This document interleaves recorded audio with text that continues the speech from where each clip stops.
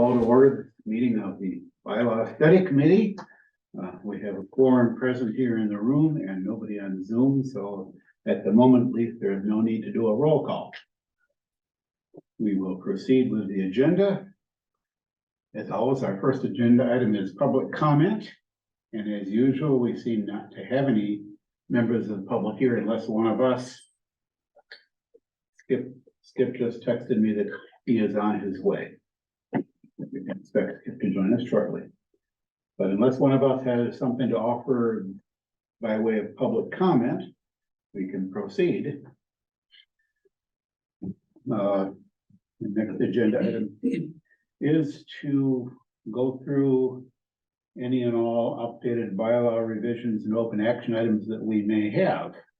On my list, I may not have covered everything, but the first item I had on my list was one of the open action items regarding terminology for days, working days, business days, calendar days. And after looking through all of the bylaws for references to days, I found two places where working days are used. One of them is Article 25, the Wetlands Bylaw, which I have changed those to business days. The other is the Personnel Bylaw, which Evan is working on. If he doesn't catch all of them, I will after he gets done. We'll get back to Evan's articles in a little while. And there was one reference to calendar days that I found, which I just deleted the word calendar because it's generally understood that days are calendar days. It's also generally understood what is meant by business days. I remember a while back looking through the general laws to see whether they have a consistent definition and use of the term business days. And they frequently refer to business days without referring to a definition of such. So I think it's safe to say that there's a commonly understood definition of business days. And within the bylaws, we will use business days when we mean Monday through Friday, except for holidays. And elsewhere, we use days to refer to calendar days. This is slightly at odds with the charter, where the charter has a definition of days that says if it's less than 7, then it's assumed to be working days or business days. Otherwise, it's assumed to be calendar days. I looked a little bit at that and I didn't see really any place in the charter where it was potentially ambiguous. So I'm not gonna suggest that we address that in the charter any differently than it already is. So that action item, as far as the day terminology, we can mark that as resolved. Sure. I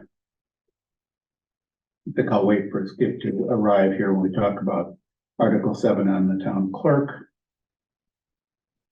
Article 26, I had happened to stumble across an Attorney General approval letter that was basically complaining that a proposed bylaw revision from some town was inconsistent with the statute on this particular topic. So I forwarded that to Brian, and Brian now has an update that, if you want to talk about what you ended up doing, Brian. Yeah, so and I can share if anybody needs the visual, but essentially, so what Dave had found was a town where the Attorney General had basically said that their bylaw should essentially mirror the provisions in Mass General Law. So that it looks like our original bylaw was designed to more or less accomplish that in the first 4 sections. So I've reverted back to the original with a few edits to more precisely mirror those provisions. Our section 5 still lists out a number of areas where or permits and licenses that we're saying this bylaw wouldn't pertain to. But outside of that, which is allowable under the Mass General laws. So outside of that, we're removing all the references, so assuming we want to go this route, we need to remove all the references to the select board's certificate of good standing policy. And I had mentioned in a note back to Dave that, our report should probably, or we could consider including some, notation to either the select board or the treasurer collector that, if we want to follow these provisions, it sounds like we will continue to need to produce the list of delinquent taxpayers. And, yeah, it seems like the select board certificate of good standing policy is fine to sit on top of this. But that, yeah, if we want to provide for these provisions, that we probably need to mirror what's in Mass General law. Yeah, if we're all kind of comfortable with that approach, sort of, yeah, right now, we've got a kind of a short fuse, so we're really not in a position to do any further extensive study. And we are kind of constrained by state law here, but in the section of the committee's final report where we are recommending future actions, this sounds like a topic that ought to be included in there. There's at least, either some gaps between the bylaw and the policy or some possible conflicts that ultimately it could use some further resolution. Any argument with that? I mean, we all, council, of course, will review our proposed bylaw. And I think when you send this over to the council, you share what you found with the attorney general reference, so. Yeah, that would be worthwhile. Yeah. Kind of explaining a little bit of the background of why we landed where we did. Back where we are, yeah. Okay.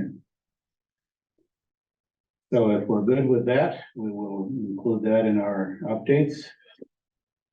And the next thing I had on my list were 2 articles that we sent out to council for review, and council came back with some comments.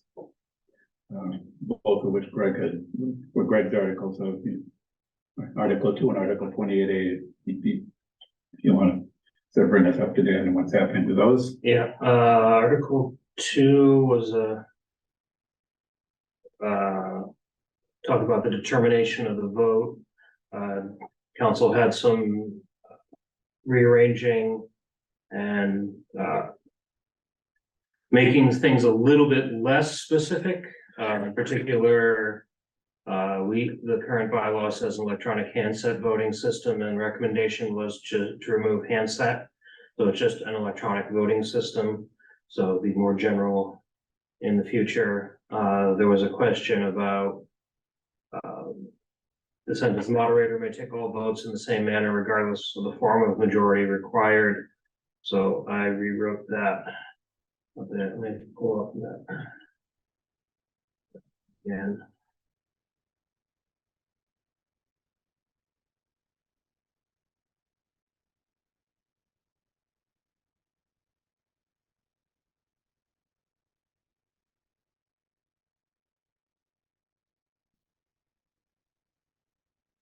Basically, at the end of the section where it says determination of vote, we say that this method of determining the vote may be used regardless of the form of majority required.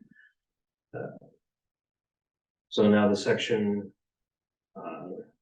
basically reads, when a question is put, since the meeting should be determined by a show of hands, the town meeting voters and moderator shall declare the vote. The moderator's decision is immediately questioned, or if the moderator is unable to decide the vote by the show of hands, the vote shall be determined by a standing vote, and the moderator may appoint tellers to make the count. So there was a little bit of rearranging there, and an electronic voting system may be used instead of the show of hands and standing vote to provide an accurate count of the yeas and nays in each question. At one point it said, electronic handset voting system may be used that provides the moderator and town clerk an accurate count of the yeas and nays, and council didn't like that there, so I left out the moderator part but left in the count shall be made available to the town clerk for recording purposes, just to make sure that the town clerk is able to accurately record the result of the vote. And at the end, the moderator will announce a tally of each vote after close of voting. This method of determining the vote may be used regardless of the form of majority required.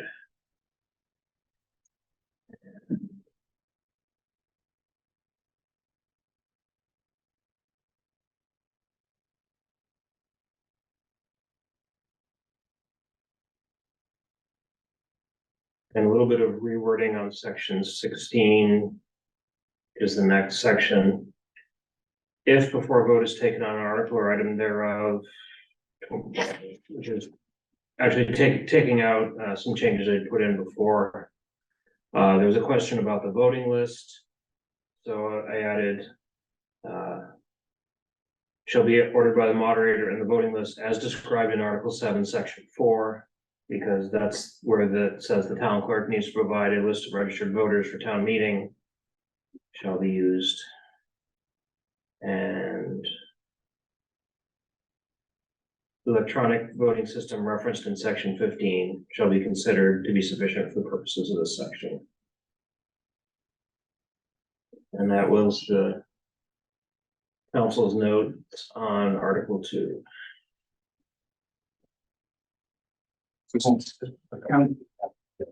Yeah.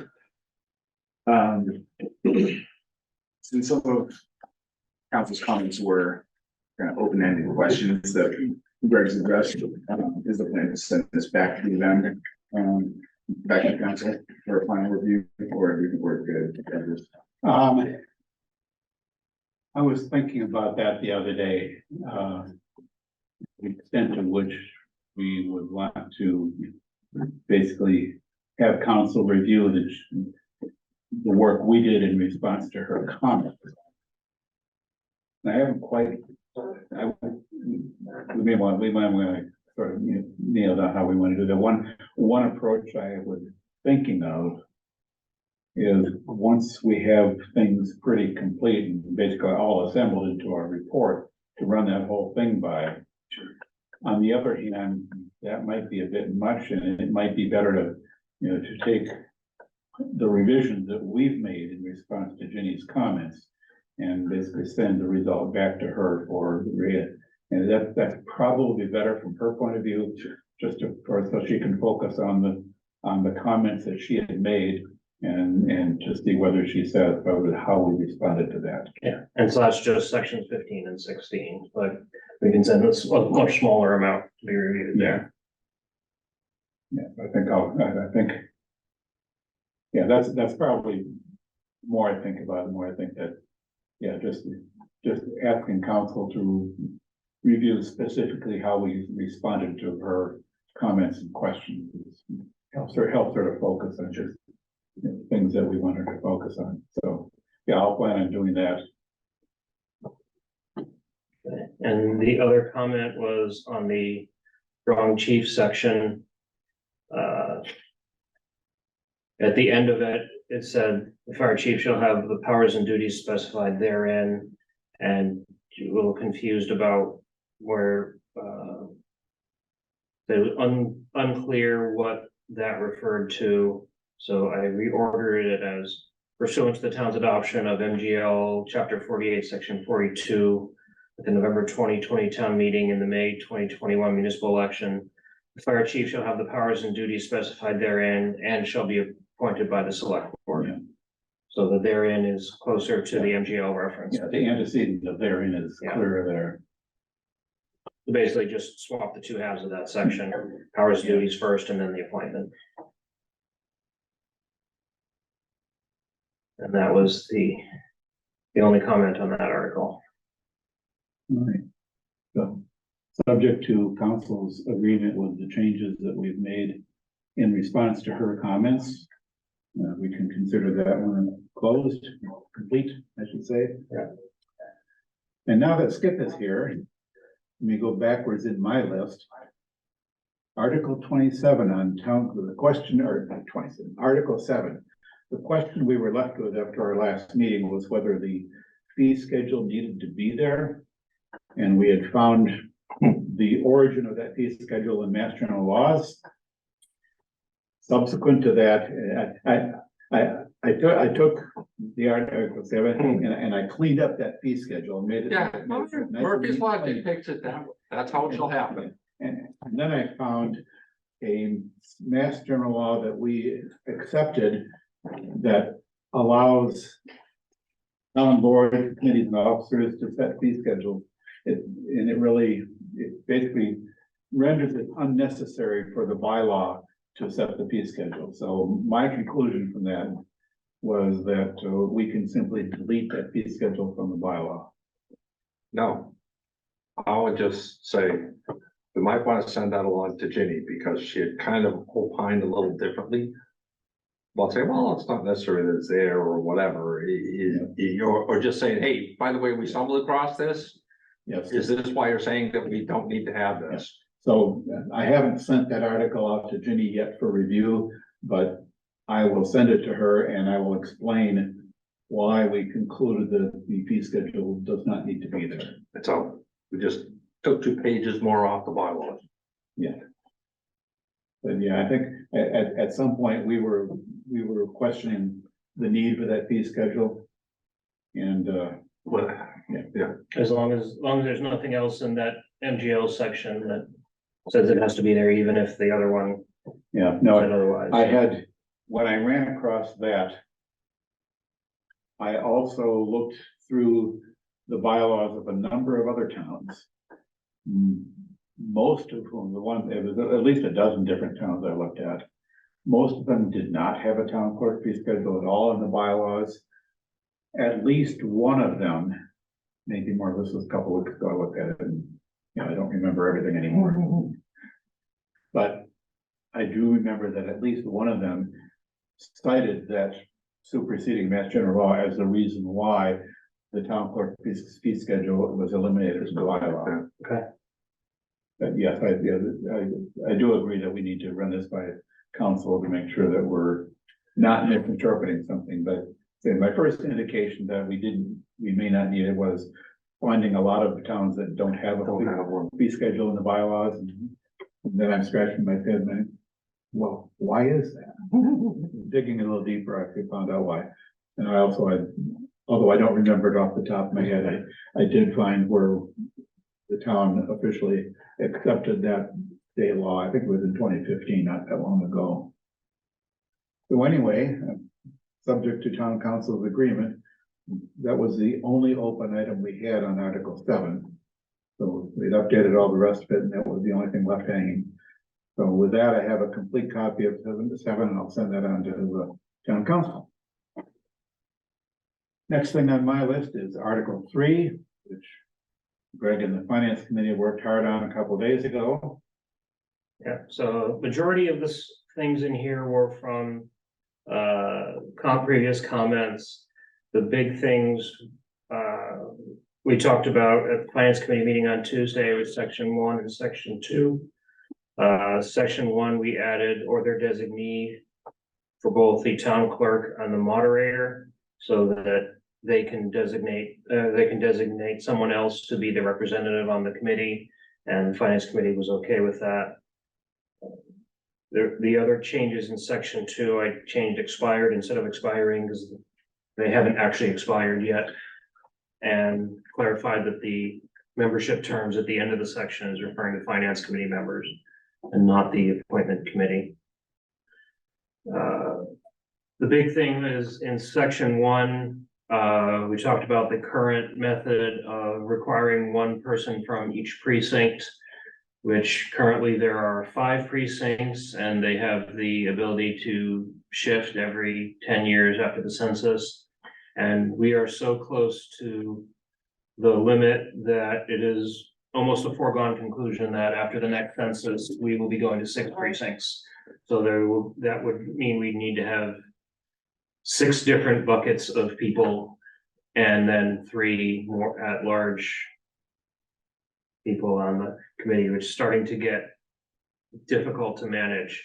I found in some of the history of this article that it had previously been North Grafton, South Grafton, and the center.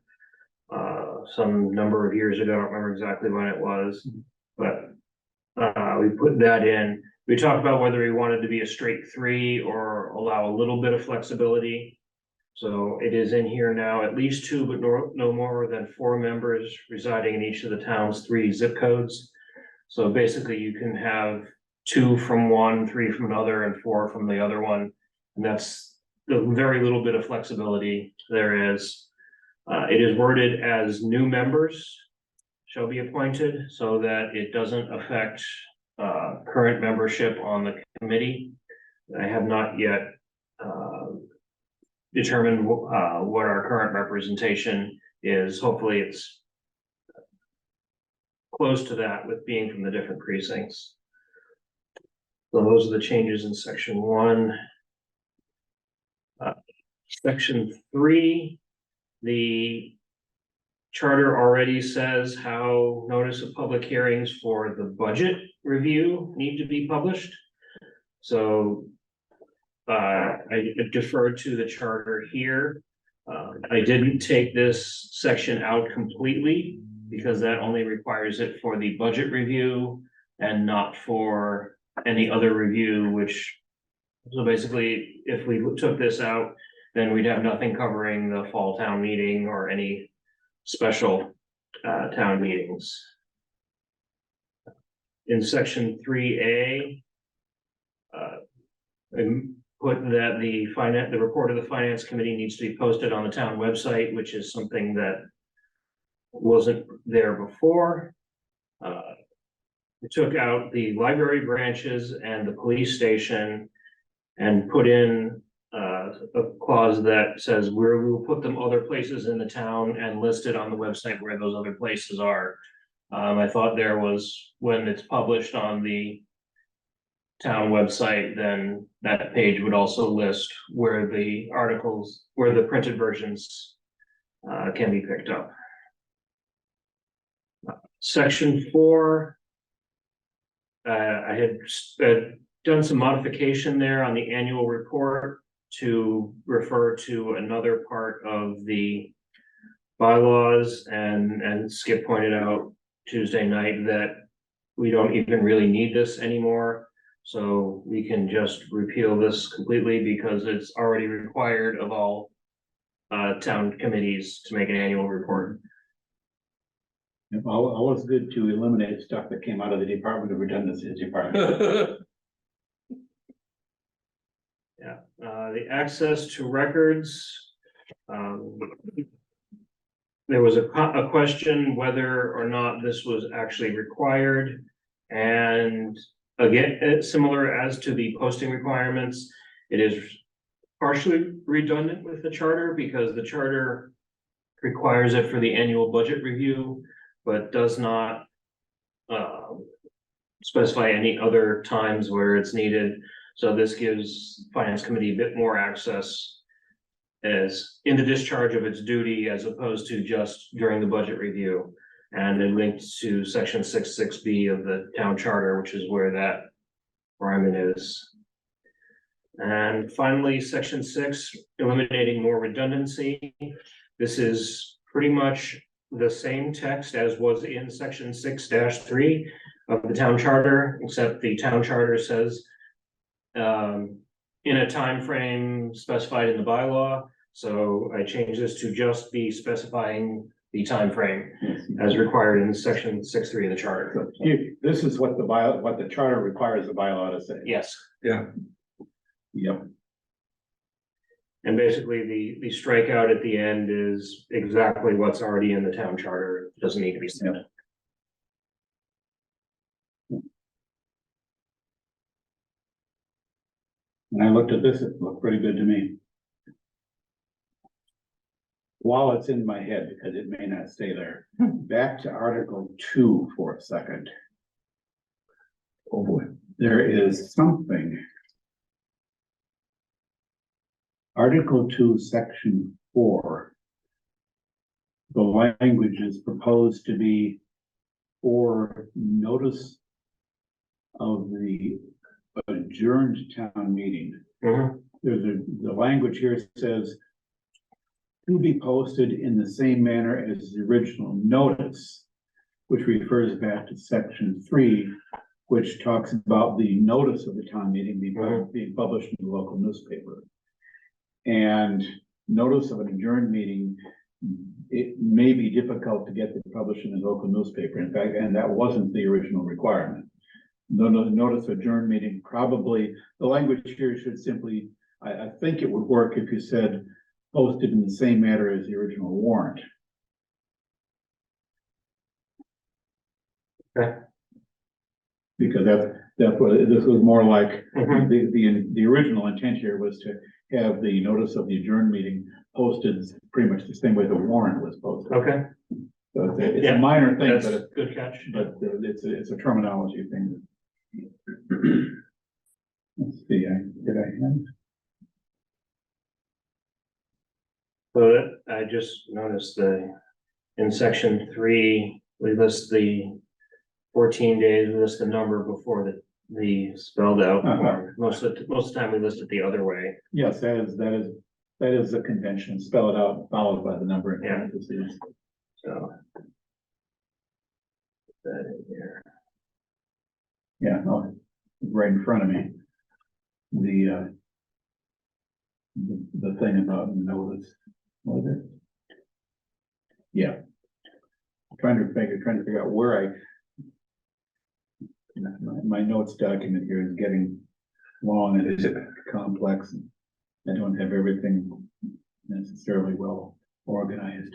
The other thing, and this, I think it only shows up in a couple of places, so probably worth being consistent about the language we use to refer to the town website. Mhm. And I'm thinking the terminology might best be either the Town of Grafton official website or the official website of the Town of Grafton. I like the latter. Can we put So can I town ask you- website in the definition section? Well, can I ask a really stupid question? How often do you change the URL of the town website? Or would that be too much if you put the URL in I would there? not put the URL in, but No, okay, we just ask. have changed it once, maybe more than once. Okay, all right, then Farther forget it. back in time.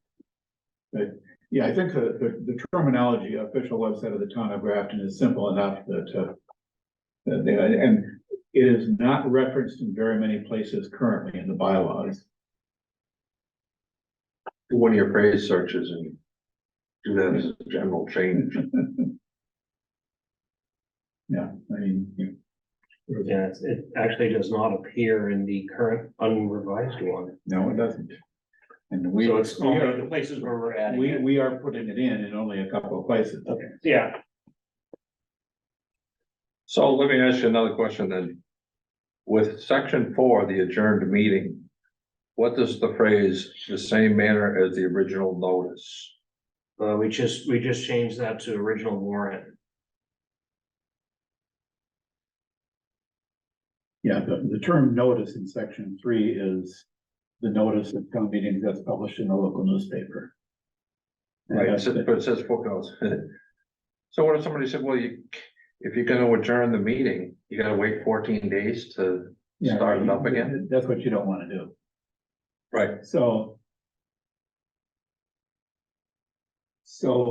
yeah, that's a good point that in the same manner as the original warrant, the warrant is 14 days. Yeah, it's two things. It's where it's posted and it's when it's posted. Yeah, so when I say the manner, what, Yeah, right. Not the same manner, but yeah, so that, yeah, needs to be clarified somehow. And In this, posted in the same locations. yeah. Posted in the same location. I think that works. Okay. But yes, manner would include both location and time, and that kind of doesn't work. That doesn't work any better than local newspaper. Arguably, it's even worse. So charter just uses town's website under local newspaper. Yeah, it's probably worth clarifying that we're referring to the official website of the town of Grafton. We might want to include that in our recommended charter changes. yeah, Note of that. We are proposing a few tweaks to the charter. And Yeah, and that this will be was, well worth it. that was added by the most recent charter commission. Yeah. Yeah, the most recent charter commission, not to fault them or anything, but they didn't have the eye for detail that we're bringing to our bylaw reviews. I think And it, you I think have a it, comment on that. yeah, I think it was formed for pretty much 4 or 5 things and not to look at anything else. Yeah. Yeah, and we've found a few other nits than the charter that need to be fixed. But as much as I am tempted to do this, I'm not gonna go through the charter from beginning to end like we've done with the bylaws and look for everything I can find that I think needs to be Yeah, cleaned Not up. now. That'll be in 3 years. Yeah, yeah, if someone puts me on the charter review committee, then I'll get my chance, but that may be a reason not to put me on the charter review committee. Looks like we're getting rid of a bunch of stuff here, there's a bunch of stuff there that also should go.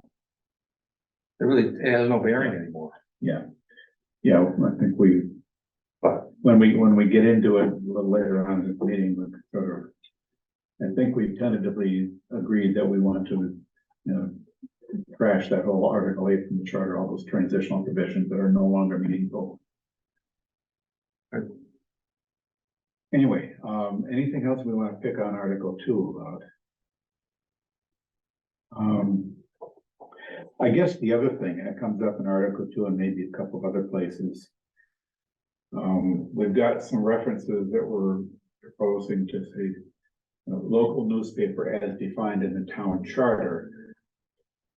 At the same time, I've proposed an addition to Article 1 to define local, basically to say that wherever the term local newspaper is used in the bylaws, it means the newspaper of genuine circulation and the website. So it's basically taking that definition out from the charter and also including in the bylaw to allow bylaws then to simply refer to a local newspaper. Sort of reducing the word count a little bit. We probably want to be consistent with either everywhere in the bylaws when we talk local newspaper, we use this phrase, local newspaper as defined in the town charter, or we use the term local newspaper and rely on the definition in Article 1. And I think I looked at that, and there were not very many places where we actually used local newspapers, so I Yeah, think. and I did in the bylaw articles that I've revised, I found quite a number of places where it needed to be used. And so I've added requirements for publication in a local newspaper in a number of places. But again, it's, Yeah, it's almost 6 to 1, half done the other, but whatever we're more comfortable with proposing. yeah. The only place that I found it, other than the articles I was working on, was the wetlands. Yes, it was there, and like I said, I found a number of other places where it needed to be there and it wasn't. Okay, A number of places where things needed to be published in local newspaper, and either the language of the bylaw mentioned publishing without specifying where, or some notices that I believe needed to be published in the local newspaper that it just wasn't a requirement. I think when what you added to Article 1, we use local newspaper, not capitalized. So I think in Article 2, if we, Yeah, that's another, it's a little thing about being consistent, and in some places, not so much in the bylaw, but in some places, in some state regulations, in particular, something that I've looked at, there's not a lot of consistency there, but some places they make a point of capitalizing terms that are found in a definition somewhere. Other places, something I was looking at just this afternoon, uses italics to indicate a term that appears in their definitions. Yeah. And so it's all over the map in terms of consistency of using terms, and generally, to the extent that there is consistency, if you have a list of definitions, it's often useful to distinguish those words specifically when they're used to refer to a definition, as in this case here, local newspaper is defined in the charter. and I think the charter actually says in one place, if general laws is capitalized, it's Mass General laws, and if it's not, it's any laws. Yes. Yes, I remember seeing that, the distinction they make. We've not in any place in the bylaws made that kind of a distinction. Yeah. The world's general laws are lowercase, meaning laws which apply alike to all cities and towns, to all towns, municipalities which Grafton is a member. With initial capitals refers to the general laws of Massachusetts. And all amendments thereto.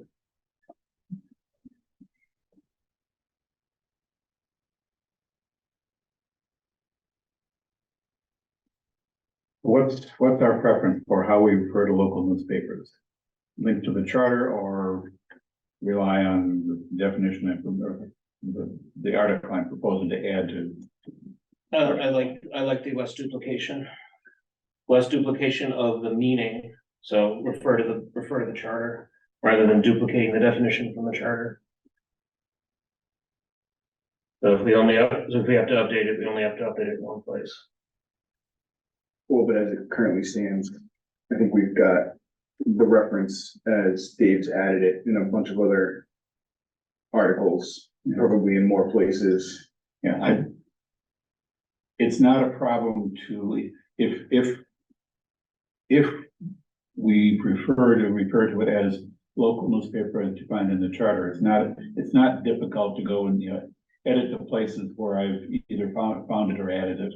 And if we do that, then I can delete that one addition to Article 1.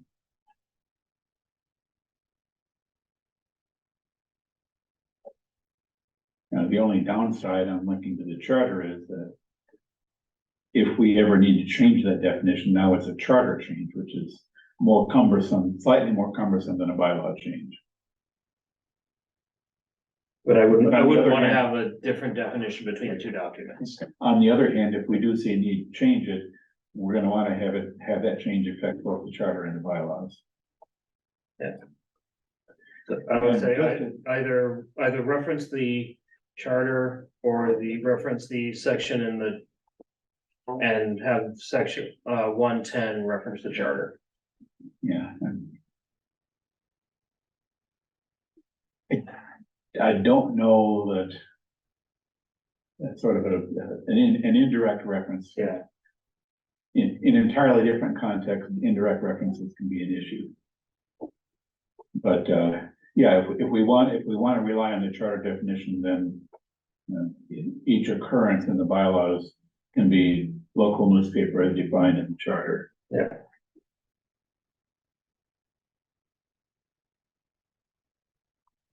So, if we're all comfortable with that, then, I'll make that change in all the articles that I've dealt with. And then the question is, do we capitalize the term? I think we do if we're referencing the charter. 'Cause Yeah, it's I think capitalized. it is helpful, even though we don't consistently capitalize terms that we get from definitions, but probably in this case, capitalizing it sort of distinguishes it from the more generic concept of a local newspaper. Good with that. Let's see.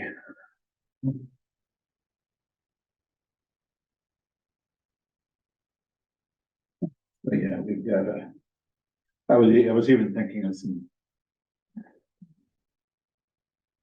adding some more complexity to that piece of Article 1 to capture requirements for posting of warrants and so on, but I think the way it's proposed here in Article 2 and 3 works for me. I can simplify Article 1, why not, right? And yeah, like I said, going through, editing those references in all the places I've already put them, no problem. Did I anything? I don't think I had anything else. Have we landed on official website of the town of Grafton? There aren't very many places where we run across that, and I just made a note to include that in our charter amendments. Yeah, sure. Just to, not that there's necessarily a question, but it probably helps to sort of formalize that. There may be other websites that describe or say something about the town of Grafton, but there's only one that's the official town website. All right, so we're good with Articles 2 and 3. Oh. On the topic of publication of notices, just FYI. Towns are beginning to ask the legislature to allow them to avoid local newspapers. Where did I think I made a note of that. Where did I put that?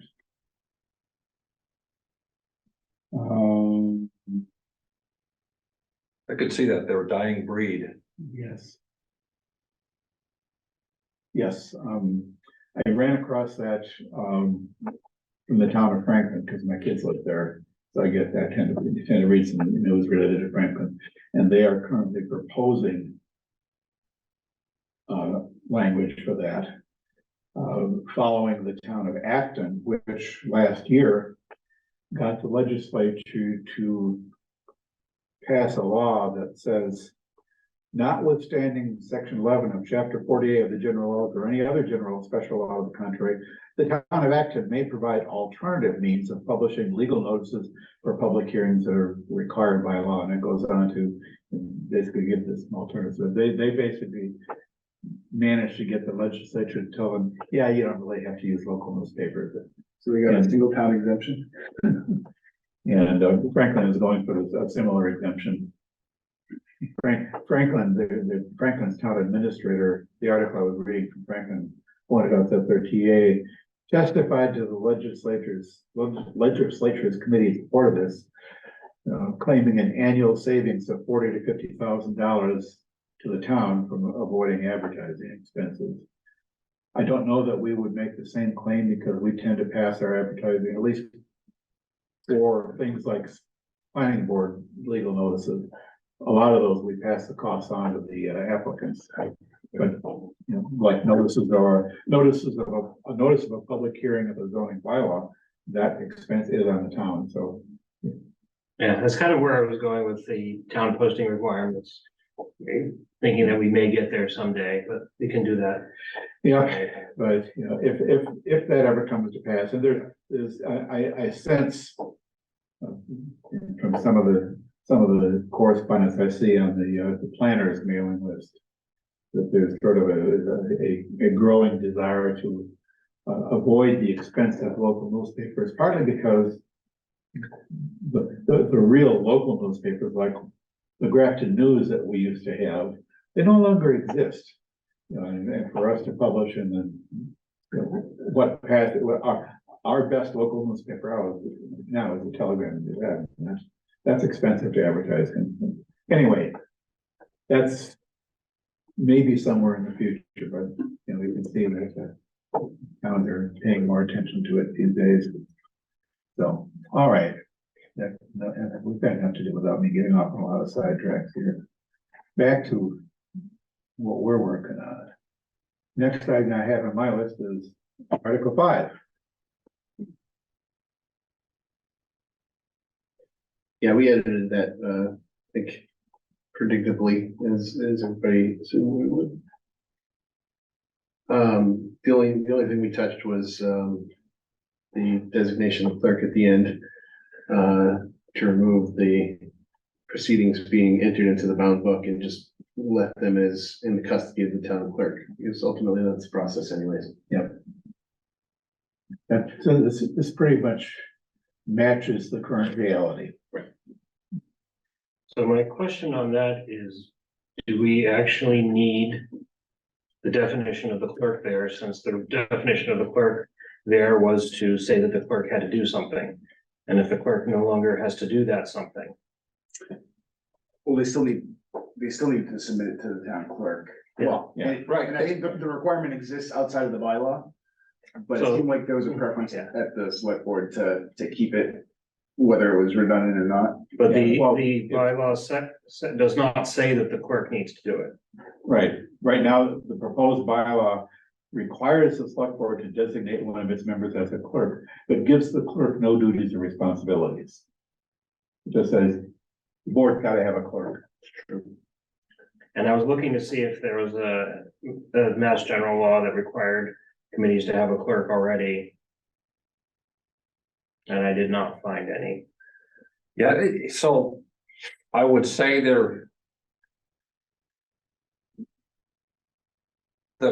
what would have been the clerk's position in let's understand that this is all coming from the 1600s. When all of these things come along, is that the clerk of the board would retain the minutes, and then all of a sudden you have a town hall and you have a town clerk where you can put the minutes, but the clerk of the board still recorded and kept them in that bound book. So now the concept in theory is that the clerk would sign the approved minutes of the meetings. But now there's like executive secretaries and all those titles for those guys to file and do the stuff. So do you want to return this to that? I mean, every committee has a clerk in theory, and they're the ones that file the minutes for the extra 10 cents a year. But that, so what are you gonna say? The select board doesn't have a clerk anymore? And if the bylaw does not require the select board to have a clerk, the select board will probably have a clerk anyway. Because many boards and committees designate one of their members as a clerk. It's just, if for no other reason than out of habit. We typically, most boards and committees have a chair, a vice chair, and a clerk. Some committees, committees that don't have staff working with them, the clerk actually does record the minutes and write them up and submit them to the town clerk. Yeah. So there are relatively few boards and committees that have staff that perform the duties that a clerk otherwise would perform. Right, so you gotta have somebody to But they be able still- to do it. Yeah, but we still, the planning board, we have the same thing. We have staff to take minutes and everything, but we designate one member as clerk, and primarily the clerk. In the planning board, the clerk reads the legal notices for public hearings. And that's literally all that the clerk does. The clerk of the school committee writes the annual report. That's the only thing the clerk of the school committee does. Yeah, it's over time. So that's, Everyone's position is evolved the way they see fit. my original feedback on this article was, this seems like this is something done by the administrative assistant now, so it should be updated as such. Well, is there any place where the administrative assistant to the board is even codified? No, and I don't think it needs to be. It just- No, that's what I'm It saying. doesn't need to specify that it's the clerk that does this. Yeah, I think this section 7 of Article 5. It's sufficient for it to say, and even that is almost redundant with all the records, orders, and proceedings shall be placed in the custody of the town clerk. That kind of applies to most boards and committees, I think. And that seems like a statement of open meeting law. Yeah, Just about. give them all the stuff. If you just left it, the select board, either delete this in its entirety. Or just leave at the end of clerk, as clerk, period. Wipe out the rest of it and say. This lingo comes from a long time, in essence, lingo comes from a long time ago, and currently. Everyone's required to give their stuff to the clerk anyways. And the administrative assistant to the board, the select board.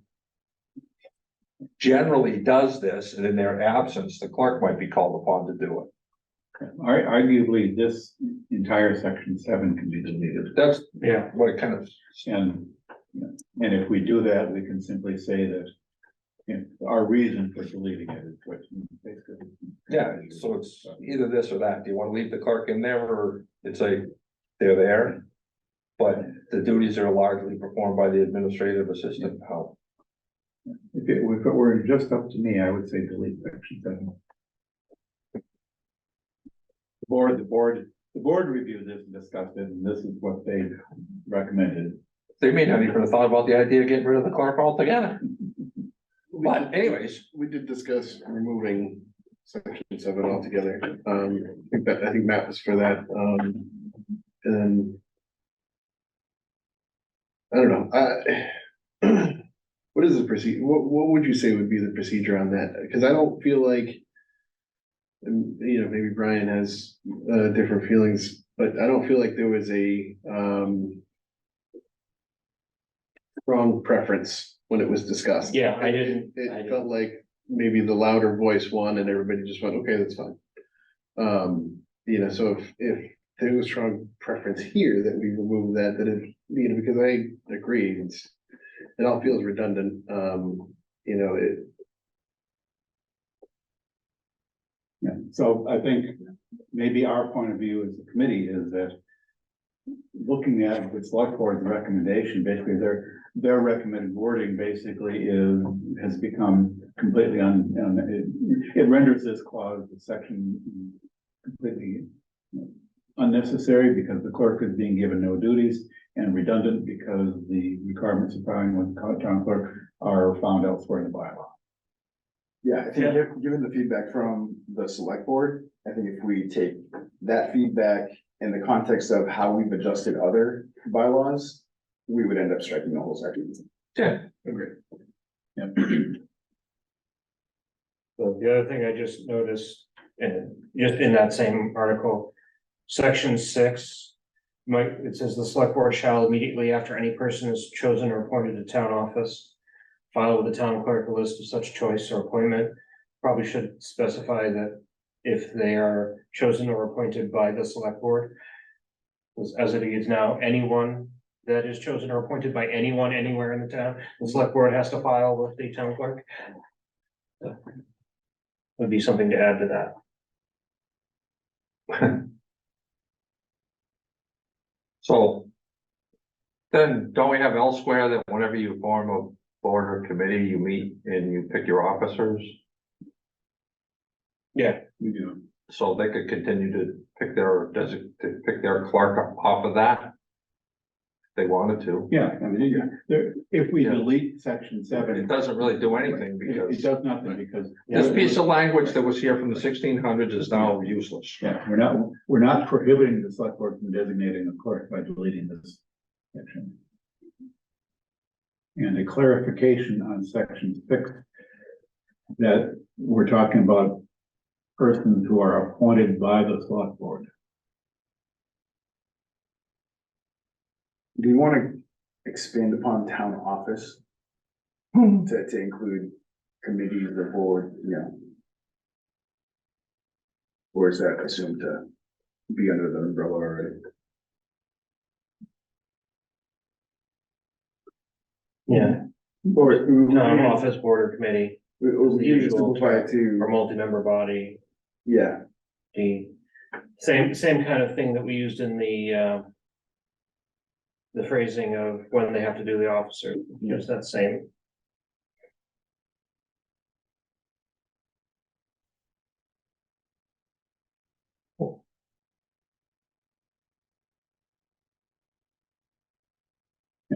Sense.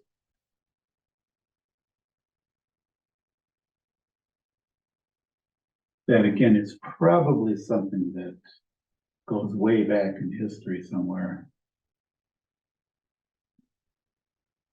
I think in practice. Andy, do you know how this functionally occurs at this point? Is it mostly incumbent on the town administrator's office to alert the town clerk of appointments, and I don't know how that information currently flows? You could I probably, believe it is the administrators that, now, right? yeah, Amber or Cindy. yeah, but they put together the list and, yeah. the staff in the office sends Takes care of it. appointment information to the clerk's office. Yeah. You might even want to say the select board or designate. Well, they're doing it at the direction of the select. Right. Shall cause to be filed with the town clerk.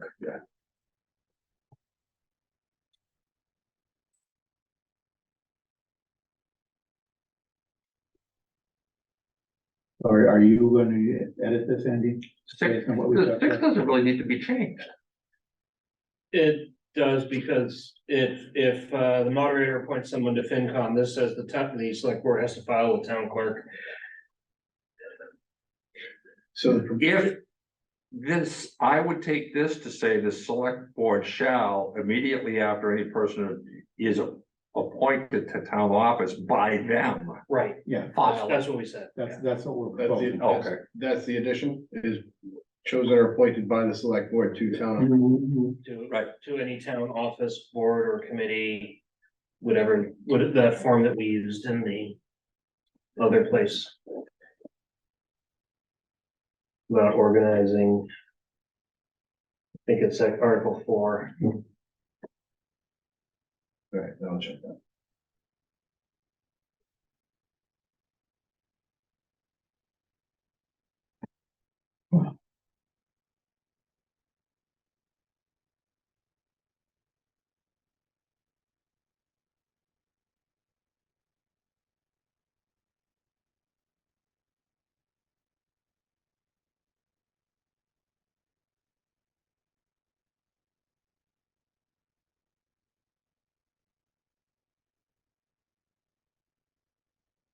So busy trying to get this all working. Uh-oh. We got to go. My fault.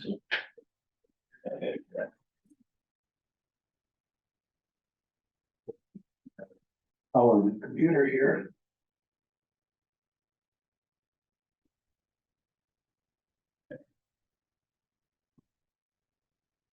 That it on Article 5 then? I believe, so just looking back quick, I think it reads, it would instead read each officer, board or committee of the town.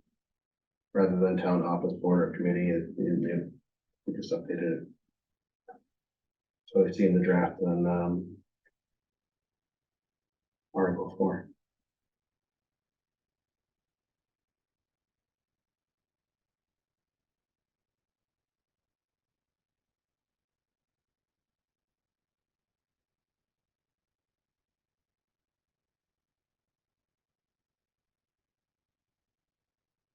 I think the other way is lower down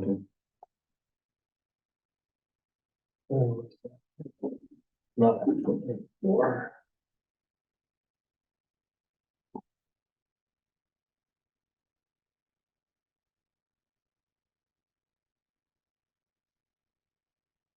Oh, this is the.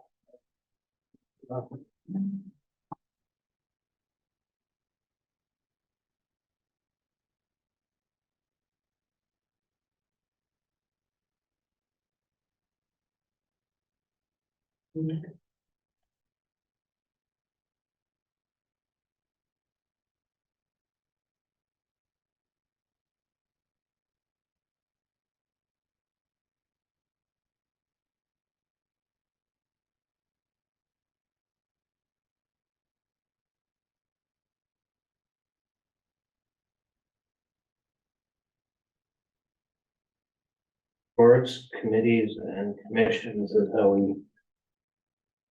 By them in Article 4. We also need. Officers. Yeah, I think quite often, what we're proposing as an update to Article 4. Instead of referring to boards, committees, and commissions, we're referring to multiple member bodies or Yeah. multi-member bodies. That's a good generic term, multiple member body, that's the term that tends to be used in the charter and in some other places. Should we simplify it to shall immediately after making any appointment, because we want to include election workers, I assume as well. Yeah, as long as it's clear that it's talking about appointments made by the select board. Yeah. Without. But I think it also, it's not just multiple member bodies, but also any position that the select board Right. appoints. I think what that's Brian's suggestion is that Expanded To to any refer to appointment made by the select any board. person is appointed, in any appointment made by the select board. Without qualifying the appointment to say that it refers to any particular. Appointed to what? Mhm. The assumption there would be that the select, anything that is understood to be an appointment by the select board is appointing a person to some position. Yeah, I just, the chosen or appointed is, I think the language is kind of throwing me off a bit. Didn't know if there's anything special about that. You know, that's probably typical redundant legalese. Okay. People that write laws tend to want to use multiple words that have the same meaning. But it just sounds more legal if it's several words. If you don't use the normal language of everybody else, we'll pat ourselves on the back for it. And remember, you know, there's an article that I ran across sometime in the last year or so about advice on writing bylaws. And part of that advice is keep things simple, avoid, you know, repetitious or redundant wording. You can read through these bylaws and you can read through state law and you can see how infrequently that advice is heeded.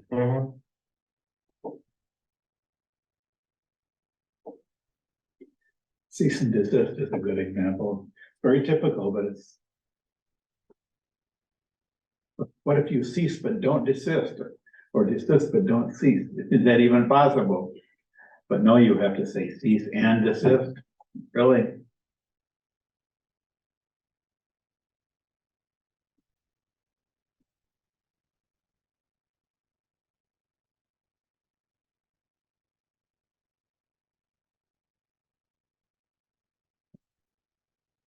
We've been on Article 5 here? Yes. Yeah. Okay. Moving on then, just moving down my list. Next thing I have on my list is good old Article 12, Section 21 on accessible parking for people with disabilities. And for that, we've been asking the Accessibility Advisory Commission to give us some guidance on this. Tell us how much of that is still current and what should we do with it. And the Accessibility Advisory Commission has reached out to their experts from the state to get answers to the questions of what should we do with this. You know, and sort of the main question that Roger was trying to ask them was simply, do we need any of this? And they really, all they got back from their experts to date has been that a bunch of stuff, you know, some of the stuff here in 21-1 is out of date. It's the list of how many accessible parking spaces you need as a percentage of all your parking spaces. You know, the current state regs are different than that. The size, the width of an accessible parking spot is inconsistent with state regs.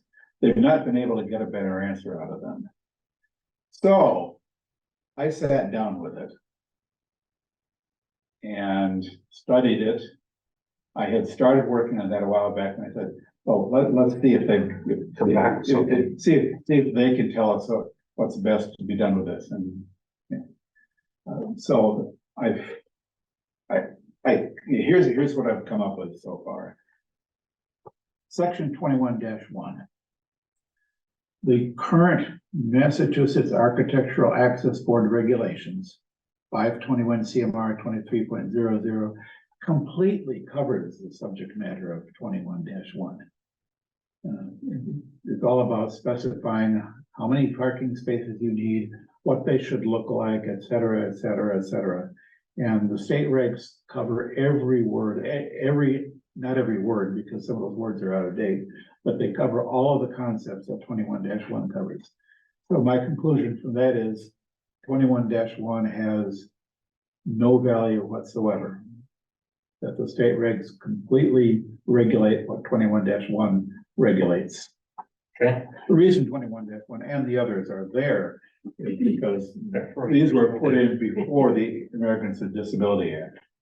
So at the time it was passed, this was it. This was the authority for regulating parking, but today it's not. So we can delete section 21-1. Sections 21-2 and 21-3 are pretty much redundant with one another. This whole section, all four sections, were essentially copies of what the legislature passed as chapter 644 of the Acts of 1981. That legislation did a couple of things. It added 2 sections to chapter 40, section 20, 21. Yeah, so it added 2 sections to chapter 420, one of which became article, section 21-1, one of which became section 21-2. It added chapter 40, section 22A, which was translated into section 21-3 here, and it added amended chapter 40, section 22D. Those amendments became section 21-4. So what they did when they created this bylaw was they took that state law, which put in four separate things, and just made it 4 things in the bylaw. And as I started to say, chapter 40, section 21, paragraph 24, and chapter 40, section 22A basically say the same thing. They give you the authority to prohibit parking in a handicap parking spot. They give you the authority to prohibit blocking spots. So what we can do with sections 21.2 and 21.3, there still may be a reason to keep those, but I have not yet found how that topic of prohibiting parking is covered elsewhere. That's sort of still to be researched, but assuming we keep, for now at least, I'm assuming we keep 21.2 and 21.3, but we combine them and simplify the language. It's besides being largely redundant between the two, it's also much wordier than it needs to be. So I'm going to propose, I haven't quite nailed it down yet, but I'm going to propose combining 21-2 and 21-3, simplifying it, and that, for reasons to be explained momentarily, will become the entirety of section 21. Section 21-4, to complete my explanation here, it literally, almost word for word, repeats a paragraph from chapter 40, section 22D, when what that does is it authorizes the select board to establish traffic regulations, which, among other things, include the authority to tow vehicles that are in violation. But the bylaw doesn't create any new law. The bylaw simply repeats that the select board is authorized to create these regulations. So They're already authorized to do it anyway, so Yeah, it's meaningless. Right, the statute already authorizes the select board to do what section 21-4 authorizes the select board to do. So 21-4 has no value as a bylaw. So we're left with a simplification of what 21.2 and 21.3 are trying to say. And that, it basically, it's like, this is the whole thing right here. No unauthorized vehicle may park or stand in such a manner as to obstruct a parking space designated for use by persons with disabilities, or a curb cut designed for use by persons with disabilities, and penalty. That's really, when you strip away all the junk, that's what those 2 sections are actually saying. And Is that actually needed by? that's the open question. Okay. And I need to run this, but I got it to this point late this afternoon, but I want to run this by Evan and the chief. Because if existing state law or regulations give them the authority to do all this, we may not even need this as part of the bylaw. Yeah. I suspect that's where we end up, but for now, from what I've done so far, I'm quite clear in my own mind, at least, that 21.1 and 21.4 don't need to exist. 21.2 and 21.2 and 3, if you render it down to what it's actually saying, it may turn out that we don't need that either. So that's kind of where I'm at with that, but that's progress. After looking at this, I can kind of understand at least partly why the Accessibility Commission is not getting the answer that we were hoping for, because some of this really it goes beyond what the access regulations are, which is where they're more focused. And it goes into enforcement and other related matters. It probably goes back to the fact that somebody with no institutional knowledge is now taking over the role, and not somebody that predates 1981 that would say, we didn't have this stuff back then, so the cities and towns had to do it. Now we got it, get rid of it. Right, so this is one of those things that once it gets into the bylaw, unless somebody looks at it and questions it, it's just gonna stay there. Like other things that we've run across. They were there, put there for a reason once upon a time, and we've not been motivated to revisit that. Like we have motivated ourselves to revisit a lot of that. So the section referenced in the second paragraph of 21-2 is for towing vehicles from private property. Yes, and that's not consistent with what the state law. I think the shortcut question to the chief would probably be, if we strip 21, 2, and 3, which is really all we're talking about at this point, would you still have authority? Yeah. To ticket, the Yeah. vehicles that are parked in restricted spaces or curb cut, in front of curb cuts? Yeah, so, yeah, in my simplified description there, explanation, my simplified version of what 21, 2, and 3 say is, do we need a bylaw for this? Or can you, do you have ways of handling it that don't need a bylaw? But yeah, I would, that's basically where I'm going with that is, I've reduced 2 and 3 down to what they actually say. And then the question to the chief is, you need that. Yeah, so does this go off of the public ways onto private property and allow them to do it on private property?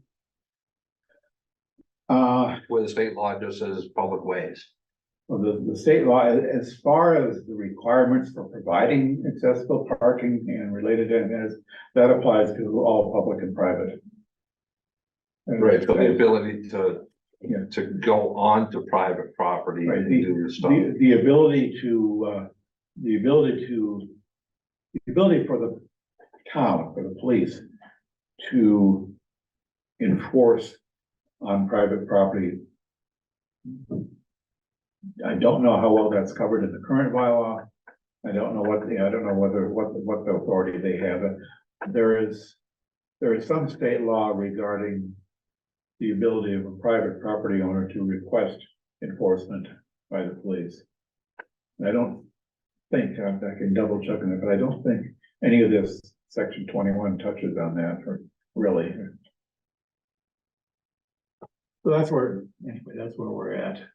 Any other sort of one remaining question, one part of section 21 that may still be relevant, but we'll see if we can delete that as well. Where we're at with that. Article 16, we had a couple of questions on the dog bylaw that I've asked the question to the council and haven't gotten an answer yet.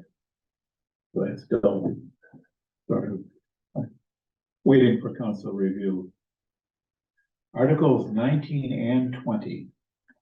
Evan, I met with Evan this afternoon and he showed me what he's got. He's says he expects to have it complete tomorrow. And he'll forward it to me tomorrow on both articles 19 and 20. The repairs in private ways and street acceptance procedures. He found a good model for how he wanted the repairs to work. So he'll be proposing that to us. And he's going to retain a little bit of the acceptance procedures, but simplify that. Okay, he expects to have that, expected to send it to me and to Ginny tomorrow, so basically he'll kick off the council review of that same time he sends it to us. Personnel bylaw I haven't gone through with working with Labor Council, and he's got a set of revisions to that to modernize it, bring it up to date, and make it consistent with the current contracts that we have. So that again, he'll send that to me and Jenny tomorrow, so we'll get that and get council reviews on that. So we're close, very close to being done on that, finally. On my notes, publication of cluster environment, we already covered.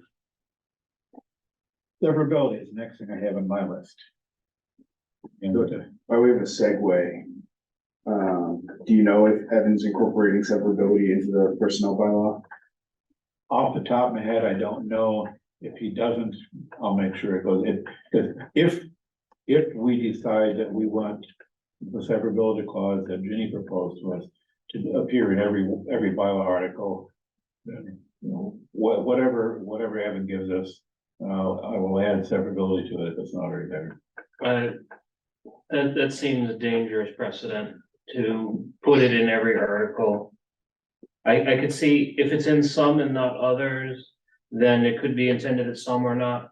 But I think just a single severability clause that applies to the entire bylaws would be safer in the long run, so that we don't forget to add one in the future. I can run that by Ginny again. I mean, she seemed to be pretty firm on her belief that every article should have a severability clause. I think the way I read it was, if you're going to do it in more than one, you should do it in all. I don't think she addressed, can we do it in just one? Yeah, and I think implicit in that would be, if we put it in one place intending to cover all, I think we would need to remove it from any individual Yeah. article that currently That's has. certainly true. That if a single severability clause covering all bylaws now in the future, if that works, then Yeah, we wipe it out everywhere. Wipe it out everywhere else. So shall we leave it then for now as, I'll circle back with Ginny and ask if it would work to have a single severability clause that applies to all bylaw articles now and in the future. Yeah, just like we have a single severability clause for the charter. Yeah, I mean, is there any way to modify Article 1, Section 7 to be that sort of global provision that we're envisioning? And remove all the others at the same time.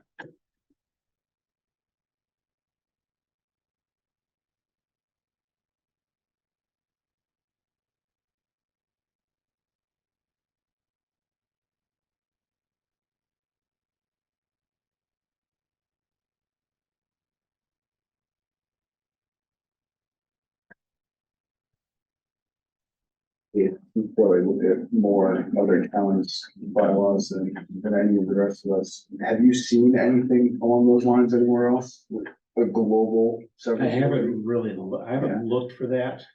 And I've got a whole bunch of them sitting in the computer at home, but I haven't looked specifically for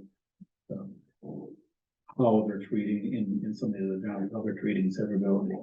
Even I would say if we could just copy section 7.2 out of the charter, change charter to bylaws and say, Ginny said, can we remove all existing ones and put this one in chapter 1? Or you suggest using your wording and change the charter. When we get around to doing that, I'll take you know, what does she think of, what does she think of the wording that's in the charter?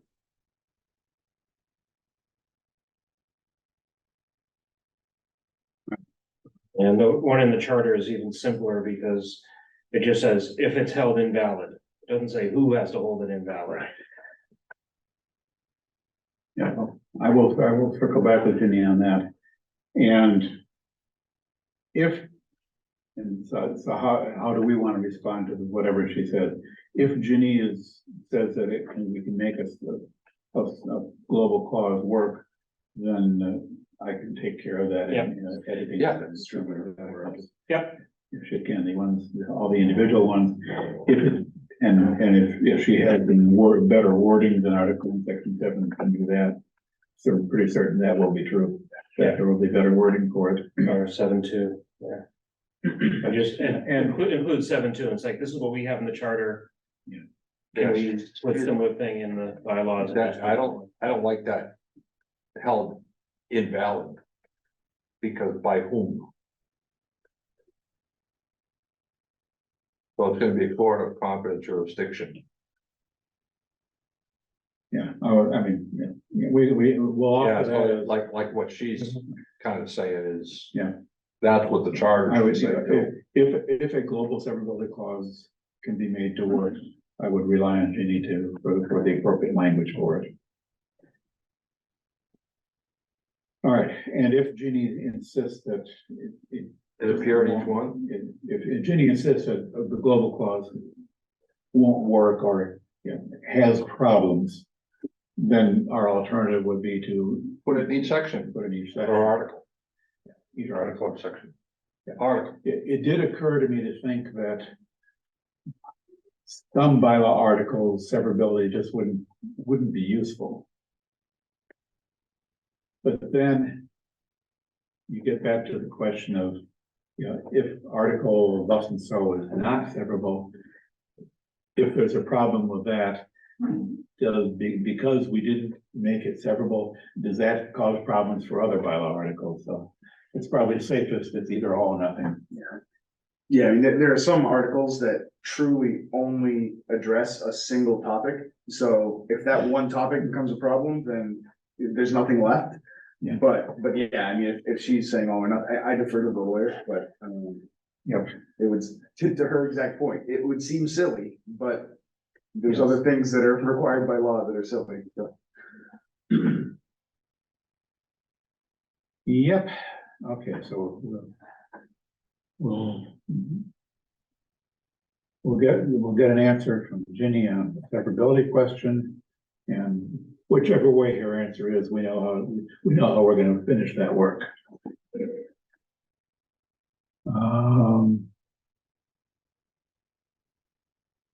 Is that all that I had?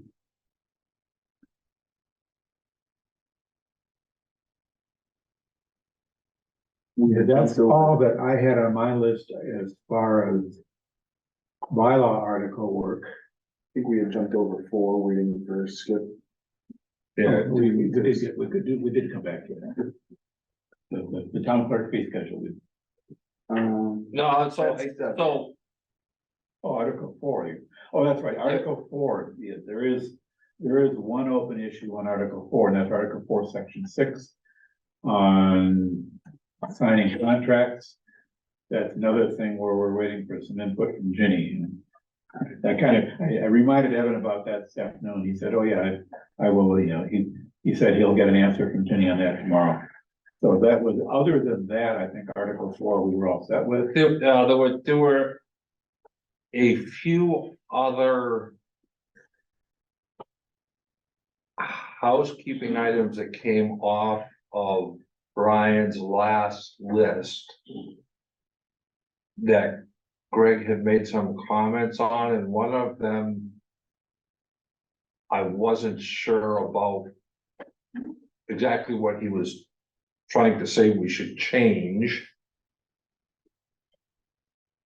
There was one about the town council's report, because it's the select board is supposed to report on claims outstanding and all suits against the town, which the town's a party, shall be made. And then there's also a requirement under the town council article that requires them to report as well.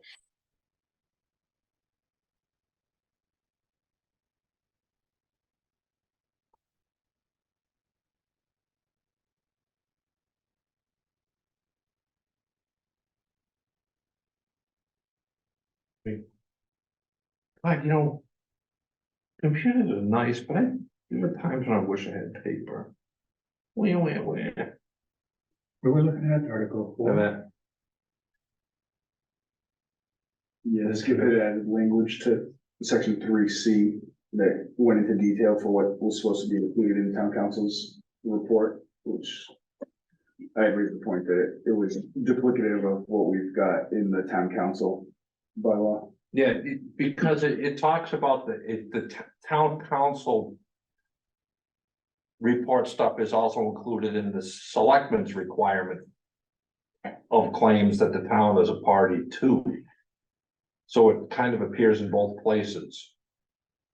I think 343C says what has to be in the annual report. Is the other one showing what what has to be given to the select board? That's what I'm saying, is I wish I had the.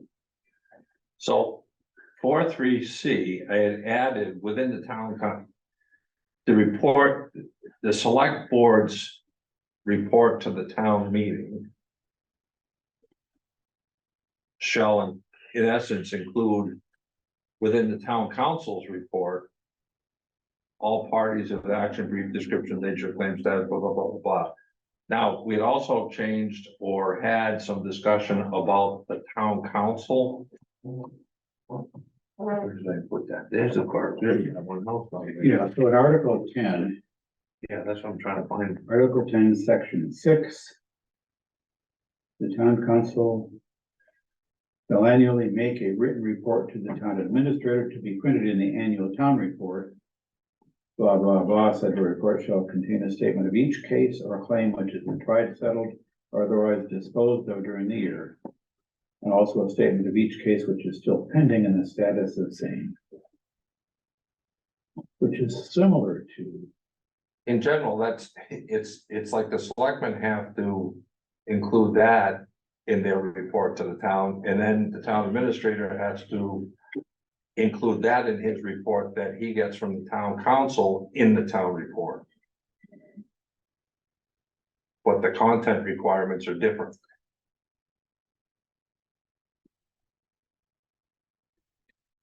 yeah, Article 4, Section 3 is sort of the high level driver of, this is what's in the annual report. Yeah. Under Article 10, rather than referencing shall submit to the town administrator, that can reference submit to the select board. To align with What? Well, the reports are given to the town administrator and the select board causes the report to be published based on that information.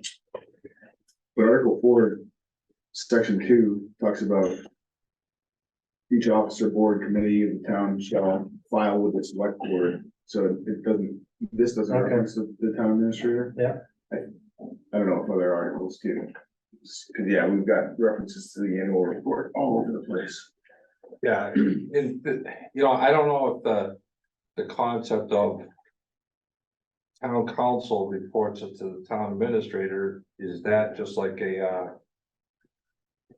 following the chain of command, because the town administrator appoints the town council, not the select board. Yeah. So.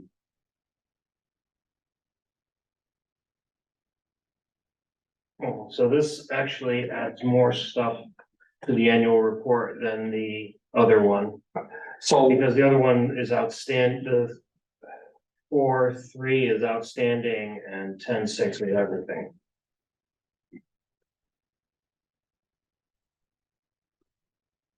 yeah, we shouldn't really be. I think that this, it's.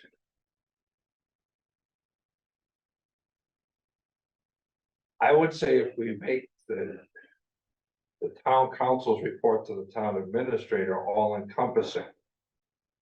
And that the town administrator shall publish in the report, then we just eliminate Article 4, Section 3C altogether. Because if the town council's already reported this stuff to the town administrator, and the town administrator is required to publish that as part of his report to the town, in the town report, why bother involving the select board in it? Yeah, I think we can strip it all together. It's kind of what I'm, So the question I have is whether claims that are outstanding and suits of which the town is a part is covered by the 10.6. Yeah, 10.6. Yeah, Is a little more specific. it talks about a statement of each case, which is still pending, so I think that would cover everything that's.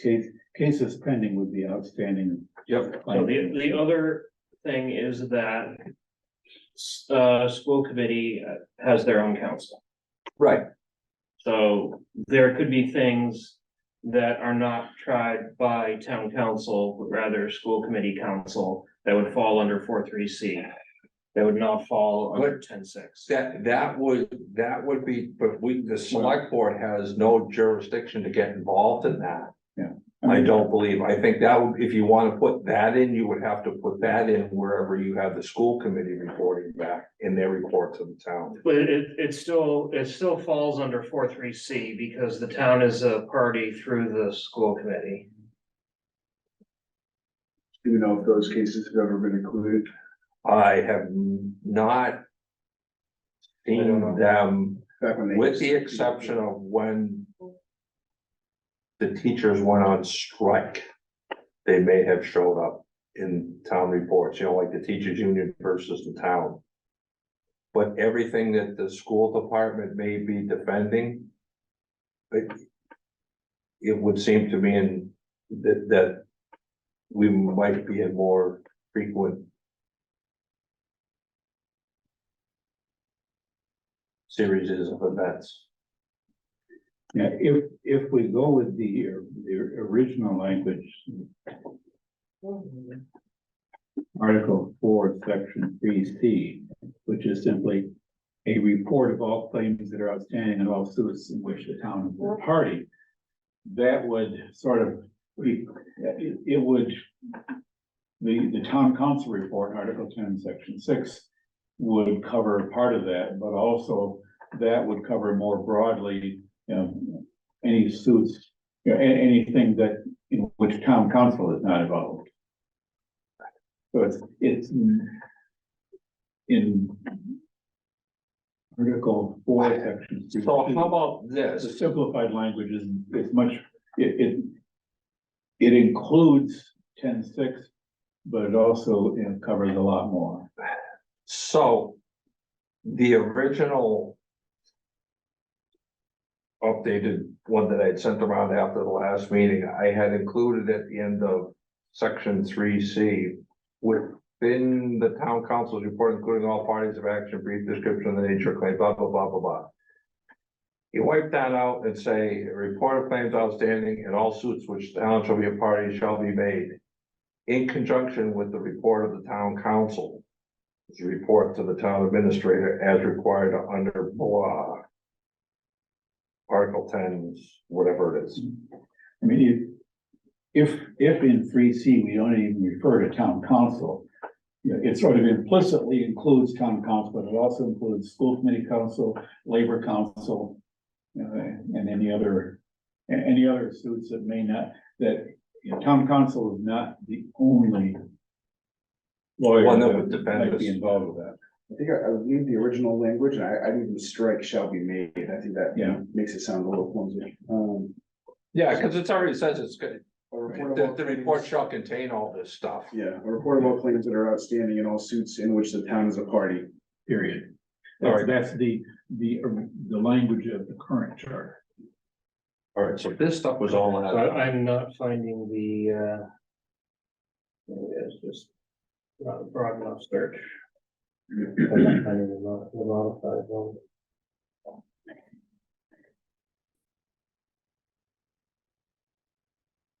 The report of all claims outstanding and all suits in which the town is a party shall be made. And I would strike shall be made. The book shall. Right, the book shall contain the report, shall be made, doesn't add anything to that. So my new Ah, version okay. will have a comma at the end of that. And the deleted text shall be made. Look that up to.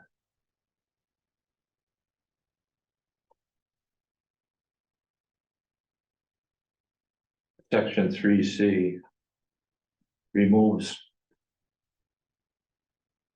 duplicate wording. The wording I have in the copy I have of the existing bylaws. In 3C simply says a report of all claims that are outstanding and all suits in which the town is a party, period. That's what the bylaw language, at least the copy I have. Yes, That's all it says. yes. So the shall be made doesn't appear on yours? No, It was on mine and it wasn't as a, addition or anything. I'm looking at the one published, Oh, that's fine. yeah, So then, published by the town clerk, yeah, stops at party, period? yeah. Okay, so then I wiped that thing out. Altogether. Oh, crap, did. I wonder what that was. Oh, you know what, I just. Hand into it. You know, this could be what happened to some of this stuff. Now it's gone out of its mind. Your computer is editing the document in its own way. Yeah, I guess so. Damn Well- computers. So I got that to the point where it's got the stuff. I've highlighted the, okay, so that was the part of it. So when I delete shall be made, all of a sudden, Dave, it's changing the paragraph stuff and everything. Oh, wait, no. All right, so I'm gonna take out any discussion at the top. In the little blurb, because we're not changing 3C at all. All right. Now, Brian, was Article 4 the one that Greg had 2 changes in that list that you had sent around? That I had not incorporated? Yeah, I think they were both commas. Yeah, and I couldn't really, one of them I couldn't.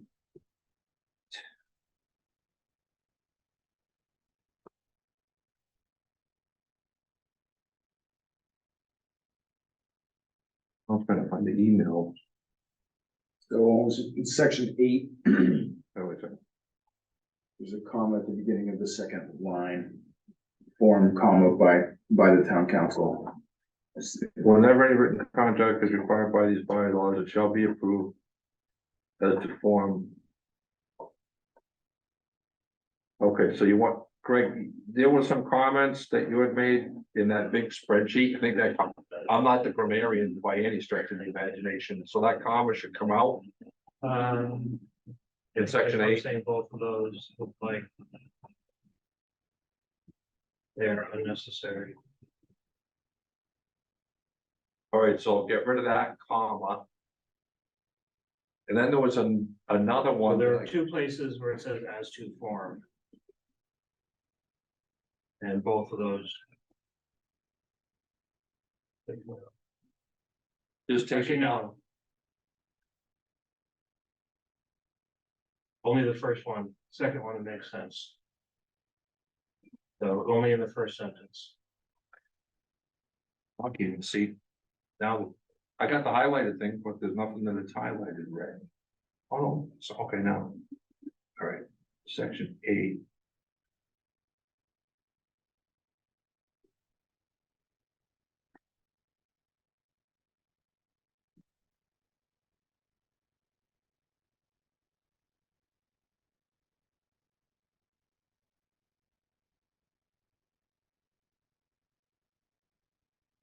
Right, so I thought this one, the first one had already been made, but I don't see it. In section 6.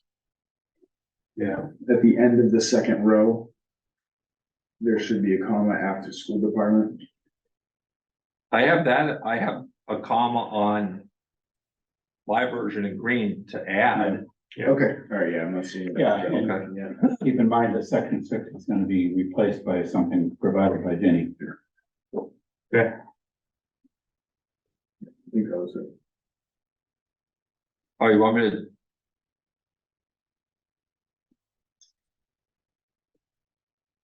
Oh. Yeah, all right, so then do you want me to hold on to this until we hear from Ginny on the contract? Okay, Yeah, I think that's where we're going with that. Do we land on what we're doing with heavy equipment pool? I don't know, right? Yeah, there's no point in retaining that. There's no section number to keep around. Right. Yeah, I would delete. Heavy equipment pool deleted TM 10, 15, 90, just delete those 2 lines. Strike it all.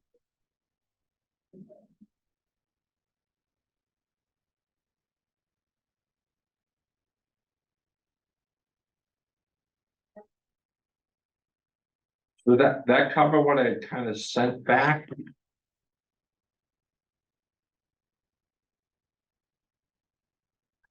That's Article 4, yep, that's done.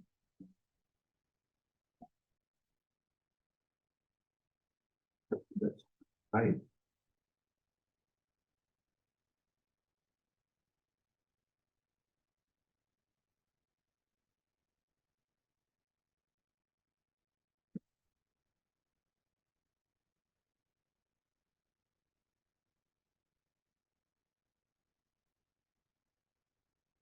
All right, so that should be it.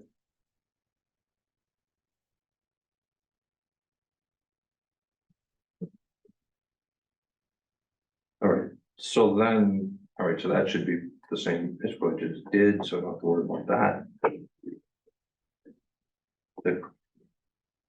All right, and I had sent along, I found cleaning up the posting item. Chapter 40, section 32. Yeah, that was for posting of notice of bylaw changes that were accepted or approved by the Attorney General, right? Yeah, well, accepting. You know, I almost should have highlighted this. Which section are we looking at? So we had reached out to Candy for what she considered to be the posting requirements. And she printed it off and gave it to me, and I promptly lost it. And recently I came up with it. And I'm looking, I'm pretty sure she'll post it.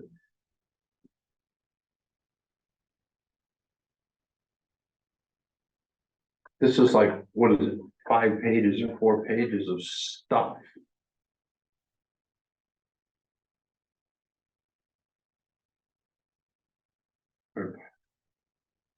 It may be the zoning bylaws or bylaws. Yeah. Or planning board's bylaws, so. In this, okay, so here, okay, before a bylaw amendment thereto takes effect, to be published in a town bulletin or pamphlet, copies of which are posted at 5 public places in town. If the town is divided into precincts, copies shall be posted in 1 or more public places in each precinct of the town, or instead such publishing in a town bulletin or pamphlet in such.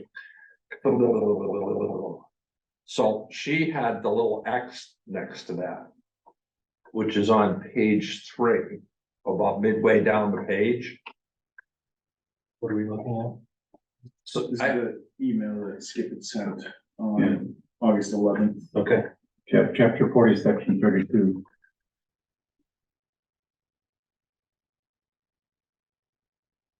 So that basically, Okay, got it. so.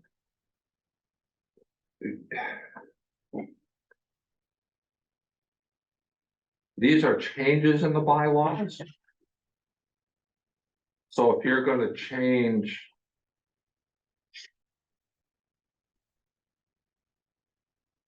A bylaw. Then these are. Those are the posting requirements for.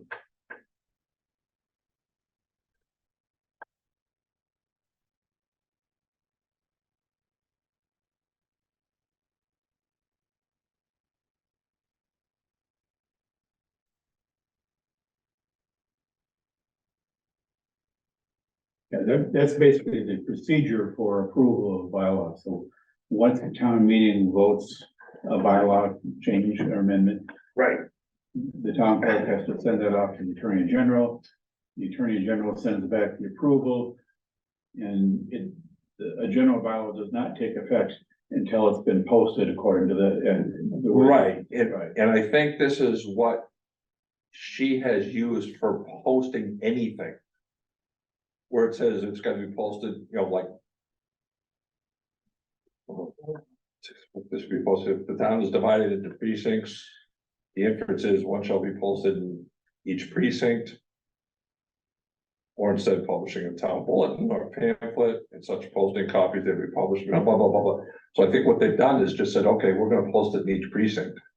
And we're gonna post the notices of town meeting in each precinct, and we're gonna post them at the library, in the police station if you want. That's what I get for this. Yeah, so for us, the relevance of this is whether we should include something similar in the posting requirement that are specified by bylaw, or we leave the bylaw somewhat vague. And, you know, just because we don't specify in bylaw, for example, a town meeting warrant. Yeah. If the bylaw does not require the warrant to be posted in every precinct, there's nothing stopping Andy from posting it in every precinct. Right, and that's kind of what we have wondered is why is it done this way? And it comes, this is what she took for guidance. Yeah. From some places, okay, this is just how I'm gonna post everything. So she's required to do that For bylaw changes. a bylaw change for either general or zoning bylaw change, she's required to do that. She's perfectly free to do that for everything she posts. Yep, and that's kind of the answer to our question is this Yeah. is where she gets her guidance from, and if we want to codify that, we can, and if we don't want to, we don't have to. Yes, I kind of lean towards us being, you know, sort of the bylaw having some minimum requirements. And But why dictate something that could only cause you trouble? yeah.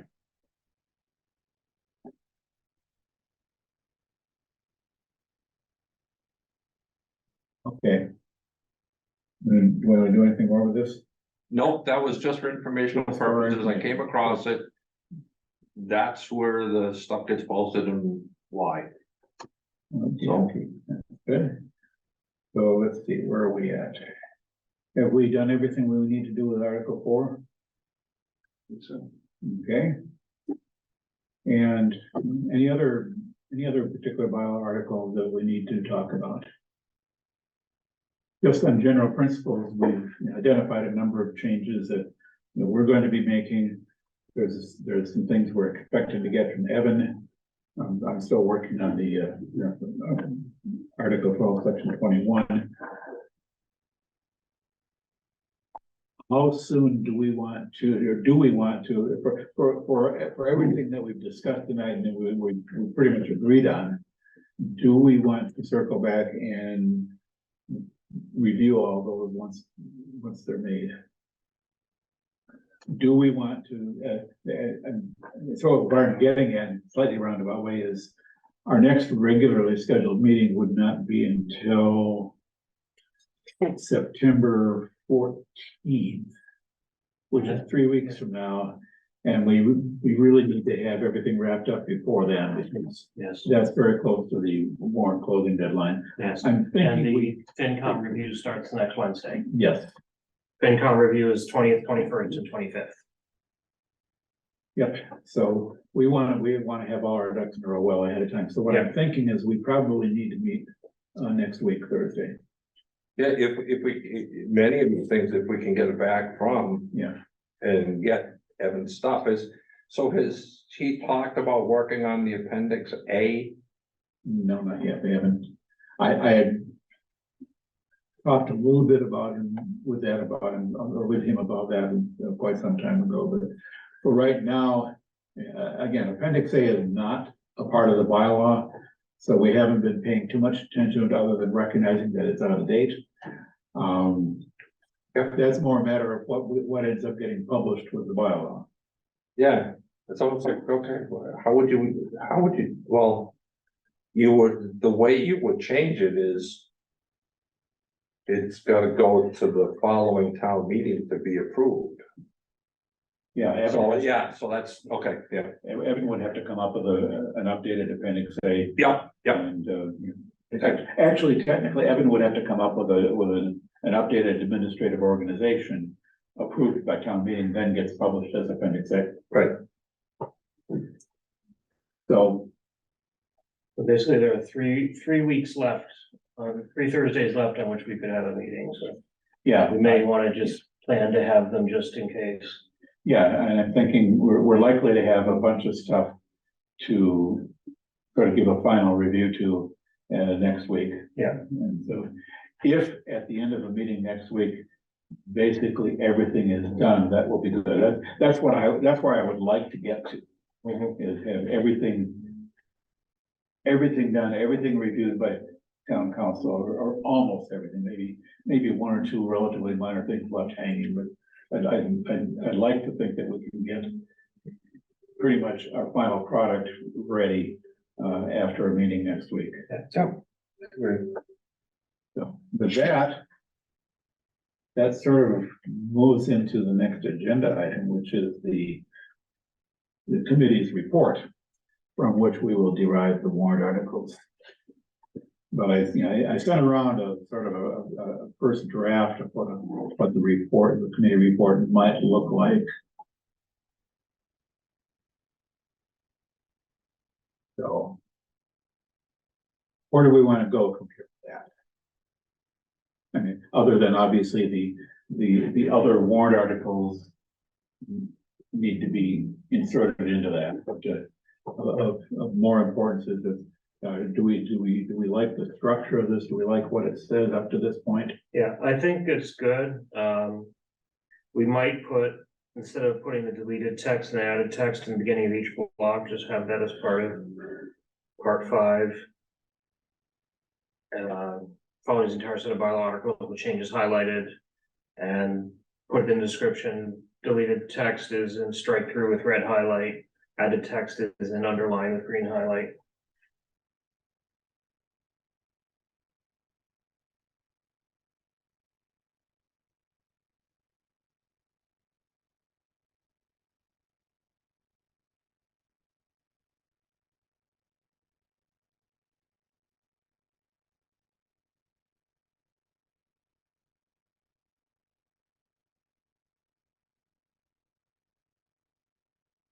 That would work. Would we present it in the warrant the same way? I'm just thinking, No. yeah, it would save you from having to tweak all of them to No, leave it as is, but. As a general rule, I would not propose presenting it in the warrant exactly this way. The warrant articles.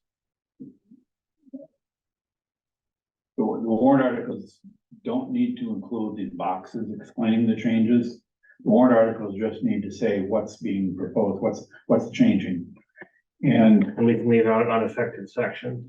yeah, and how exactly those get presented in the warrant will vary depending on the nature and volume of the changes. In some cases, it will be sufficient. For example, if you have a 7-page bylaw article and you're changing one sentence in one paragraph, that's all you need to include in the warrant. Like, replace this paragraph, replace the paragraph with a new paragraph, or make the changes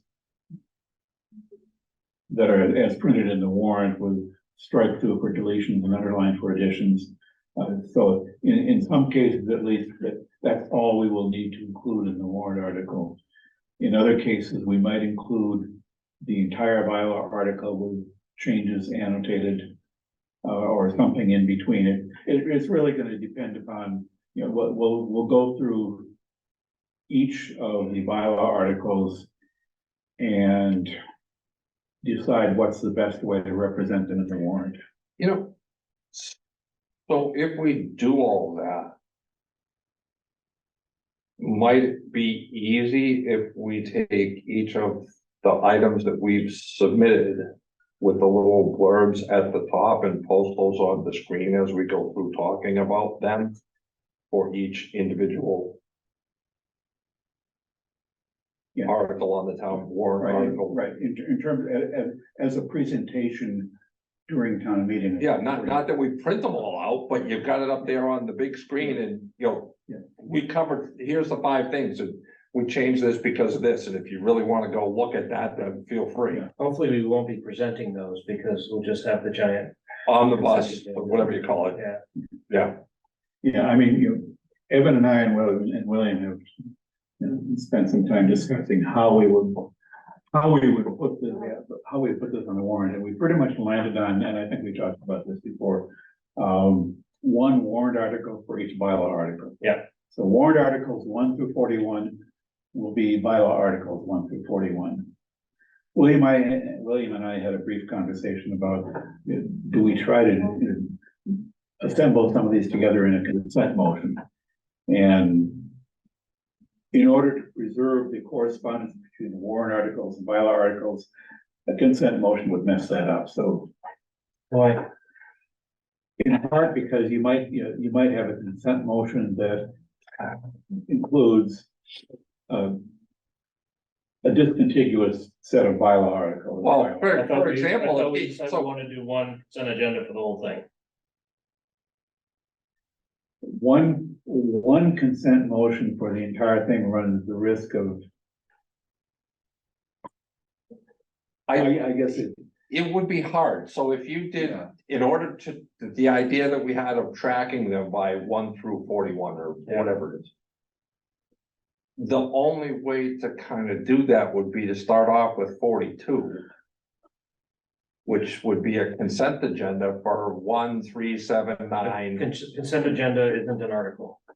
Yeah, It's no, not a well- right, the consent motion, I mean, if we had a consent motion that included every one of all 41, then we would probably, well, we would go through that and hold any of those that folks want to discuss. So, all right, so then taking that to the step that I could mention before is if you do a consent. And pick 15 articles.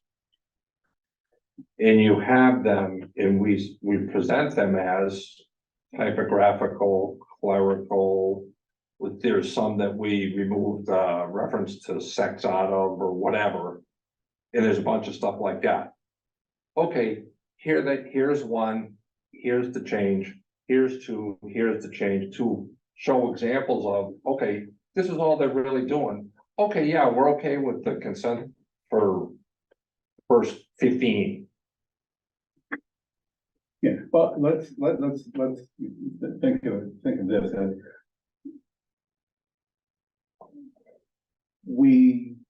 there's some attractiveness to the idea of doing a consent motion. We don't have to nail that down right now. Yeah.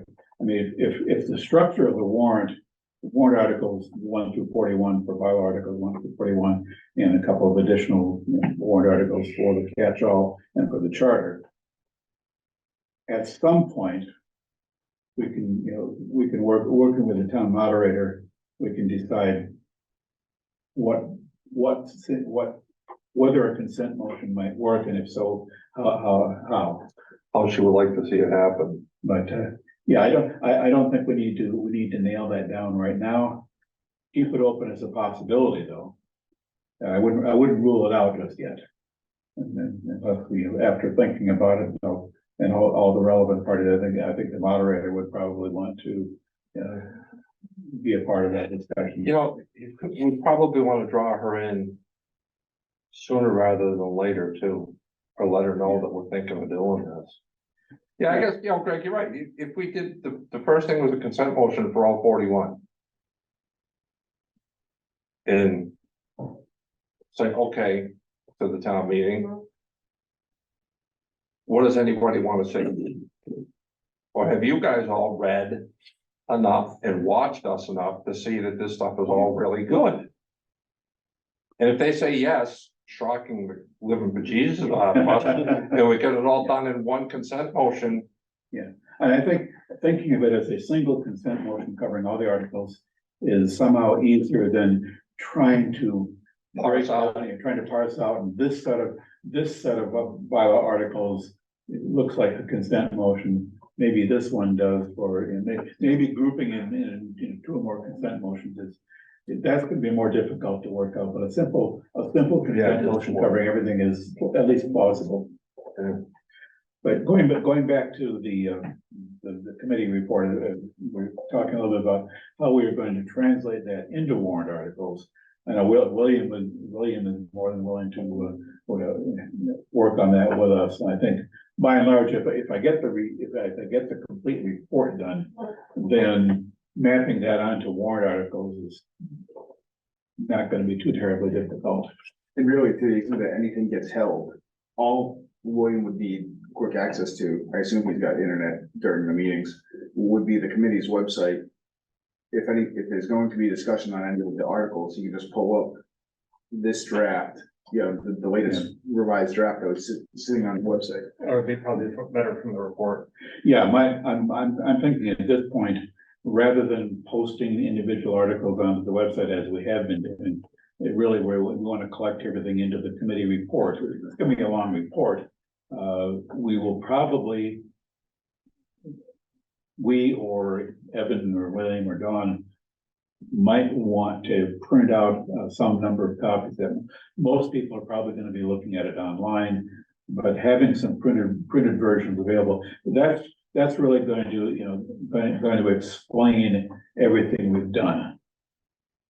And what I have,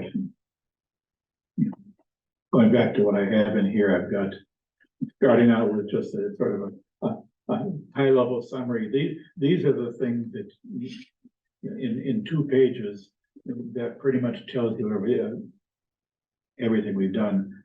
The details are in the rest of the report. The only thing I have on that one, Dave, under the committee meetings, if you wanted to say generally met regularly on, or generally met on the second and fourth Thursdays, I think there were a few exceptions in there. Yeah, that's probably good.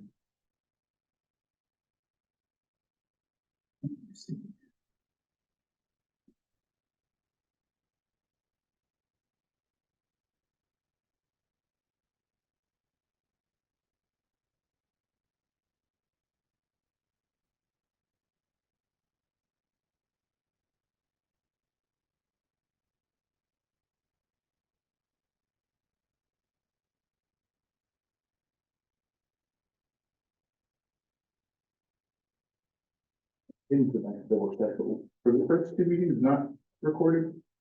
Right, that, I looked it up, the first meeting in June, Yeah. and that we had a meeting in July that was not recorded. All of the others, I double checked on that, went through all, and all but the first 2 meetings were recorded. I wonder if it was just that they weren't posted, because I thought all of the minutes had been done from recordings, but they might not have been posted to the YouTube page. Yes, I think I have a recording of the July meeting. The June meeting was not recorded. I have a copy of a recording for the July meeting, but we never posted that on the web, or excuse me, to YouTube.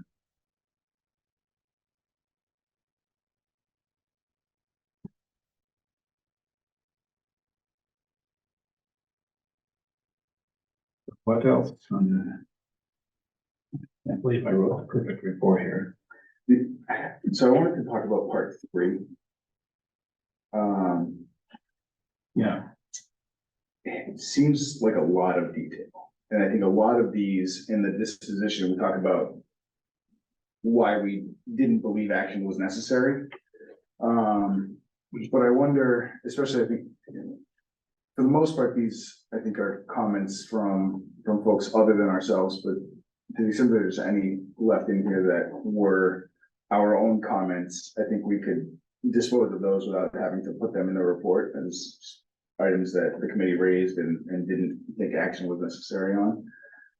But even the ones raised by other folks, that were saying don't require action for any number of reasons. I didn't know if that really needed to be in the report. yeah, I put it in there, I included this section because, yeah, I thought it was probably useful for people who've given us comments to see that, yes, we heard you. Yeah. We heard you, and this is why we didn't do it. Sure. Yeah, I wonder if that'd be good as an appendix at the end. But, yeah, I could see that being, definitely anything that was submitted from outside. Just some formatting, I know sometimes you have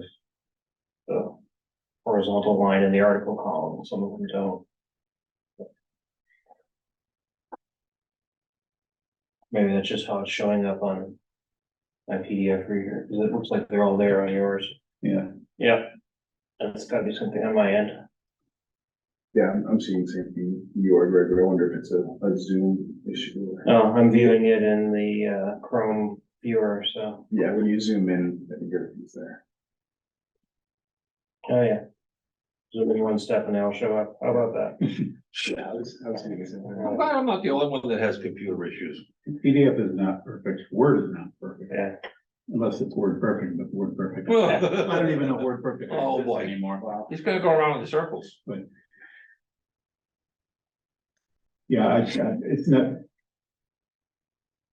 I'll review the part 3 there, and I can delete from the table comments that came from within us. Sure. Mm-hmm. And I think the very last one, I think it was probably a copy and paste out of the action items list, but it references tab 3 of that workbook. Yeah, that's probably not a good thing to do.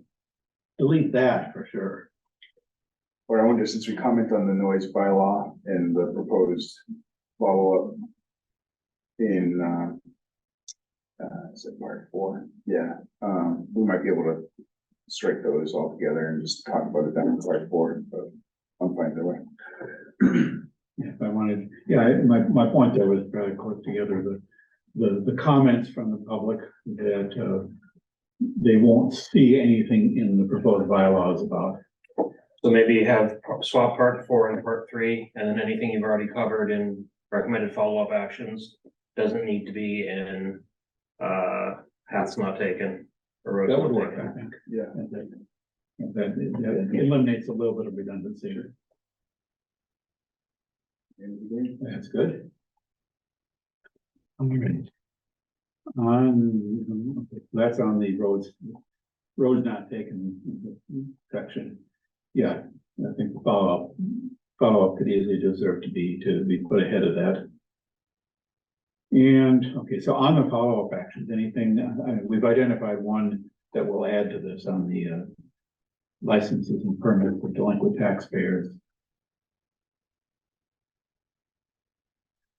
You know, we've been talking off and on for a long time about a standing bylaw committee, and I ran across what I included in here was and I found a town that actually has a bylaw that creates, and that what their committee does is almost exactly what we've been talking about.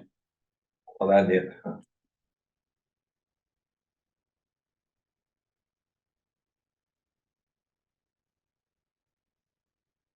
Do you want to mention?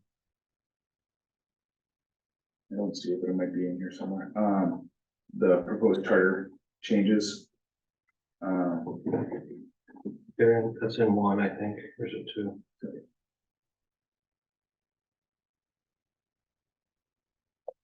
Yeah, section 1 does briefly allude to the charter changes, and then, of course, part 6 is all the details of the proposed charter changes.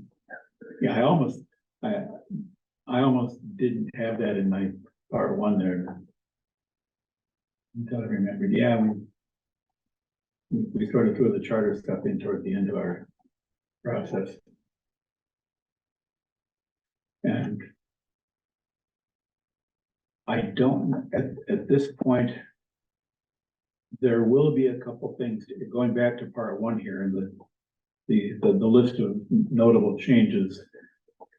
I will be including something with articles 19 and 20. That's not in this list, yes, but if there's anything else that isn't listed in here as a notable change that you think ought to be called out, adding a little bit to this list would be anything we think people should sort of see at a high level of what we've done. That's what this list is there for. I think for part 6, leaving out the articles that are unchanged would probably be sufficient, and even some of the sections that aren't changed. Because it's slightly outside of our area, so it's highlighting that these small things are, what we're recommending.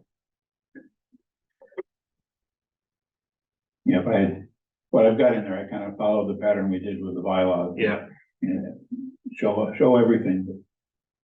Yeah, I don't know that that's necessary for the proposed charter changes.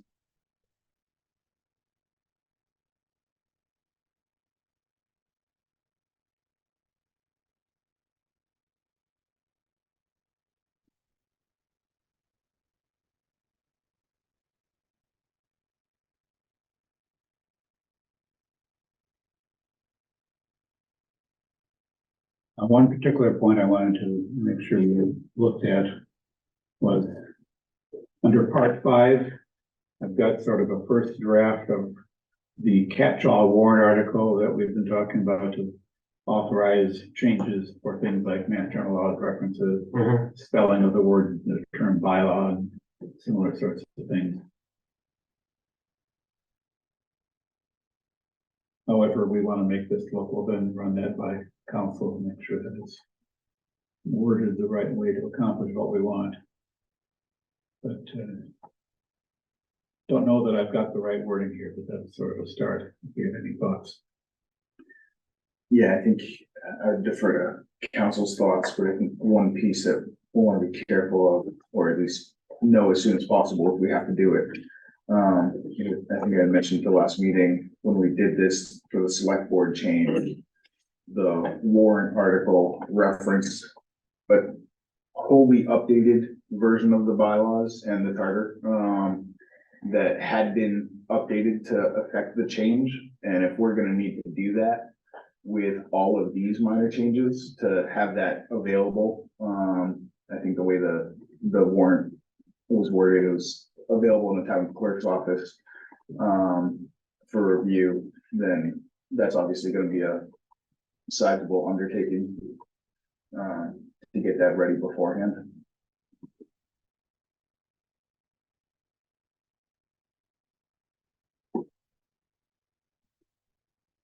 I don't know that that is a requirement, but that was just something extra that was done, then, but. I'll look back at that and we'll see if there's some way we need to work this so that it works. yeah. I would say part 5, leave out numbering, because we explicitly said we don't want to number, we don't want to change numbers. It says formatting and numbering of articles, sections, subsections.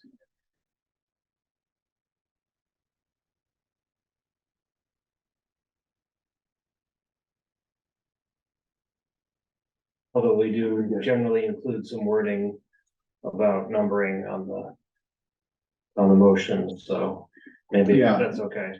Yeah, this is just an informal description, but that, yeah, we've studiously avoided renumbering articles. Yeah, We've generally not renumbered sections, but we have in some cases.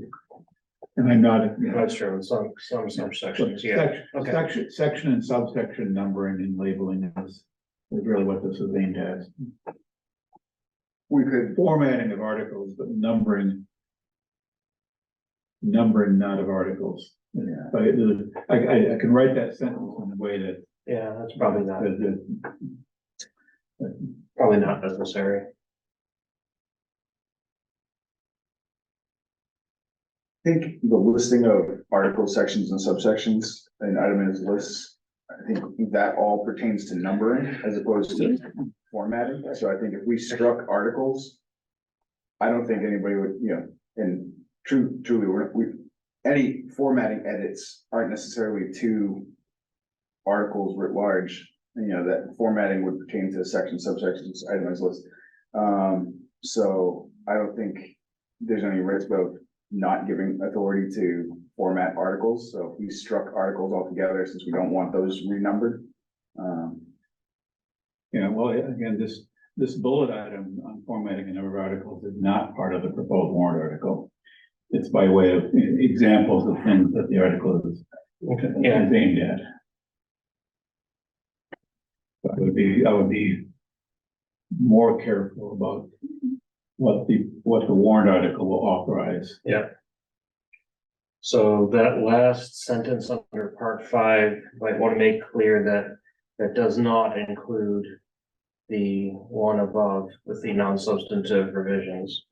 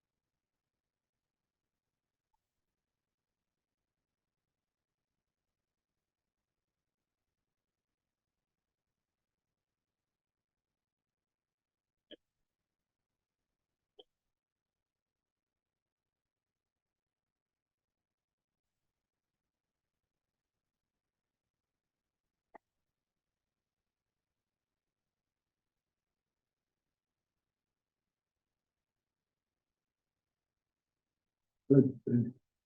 Gus? Anything else?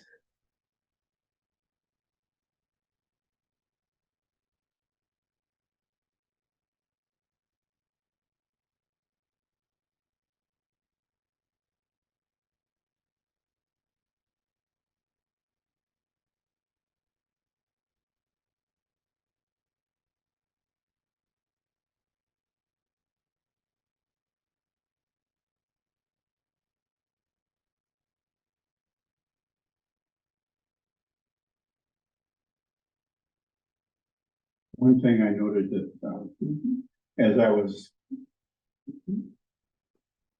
inserting the individual bylaw articles into this report, that there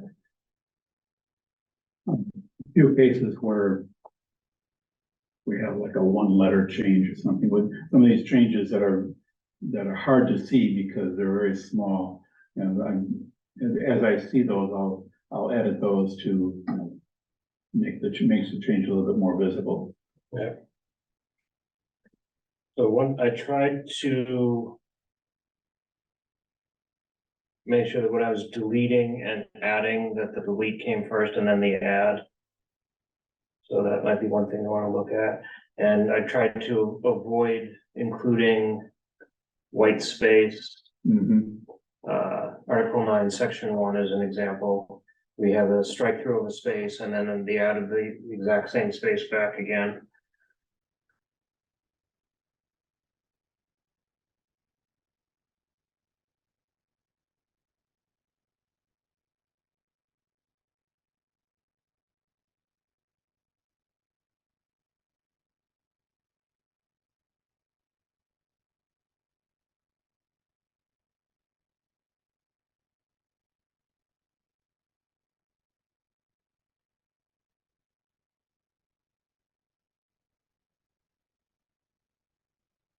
We're actually, we should maybe, now that we have town bulletin board as a term, we use that as a municipal center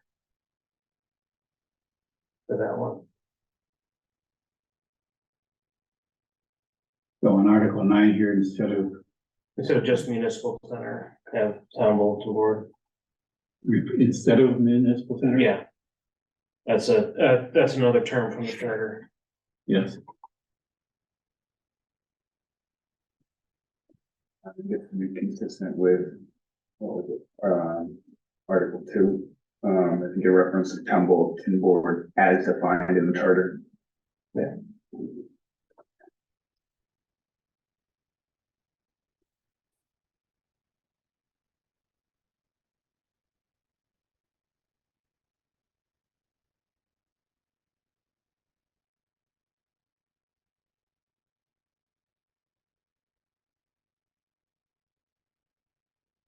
Here's one place where the website is referenced. Here it's Yeah. referenced as the Town of Grafton official website. Did we decide we preferred the official website of the Town of Grafton? Or should we- Or the official town website or something, which, yeah, something like that. Yeah, I think the choices we discussed were Town of Grafton official website or official website of the Town of Grafton. Yeah, I think I like that one. I like the latter. It's two more words. Well, we've subtracted 2,457. Yeah, The lawyer would be happy with the extra words. and then the other thing, if for articles where we have no change, it says to date, no revisions proposed, we Yeah. can remove the to date. Yeah, to date is no longer necessary. Yeah.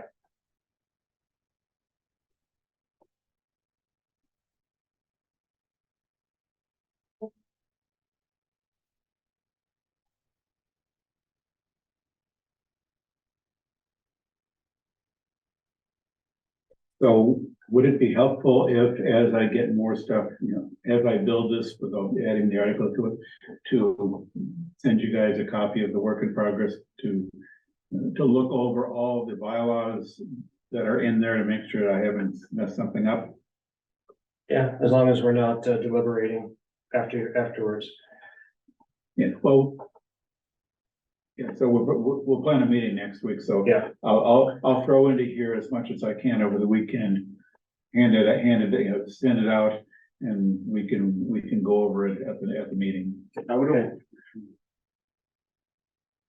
I think if we still expect it to be incomplete by the next meeting, I wonder if it wouldn't be more productive, because I think we're expecting to have enough other stuff to go through at next week's meeting.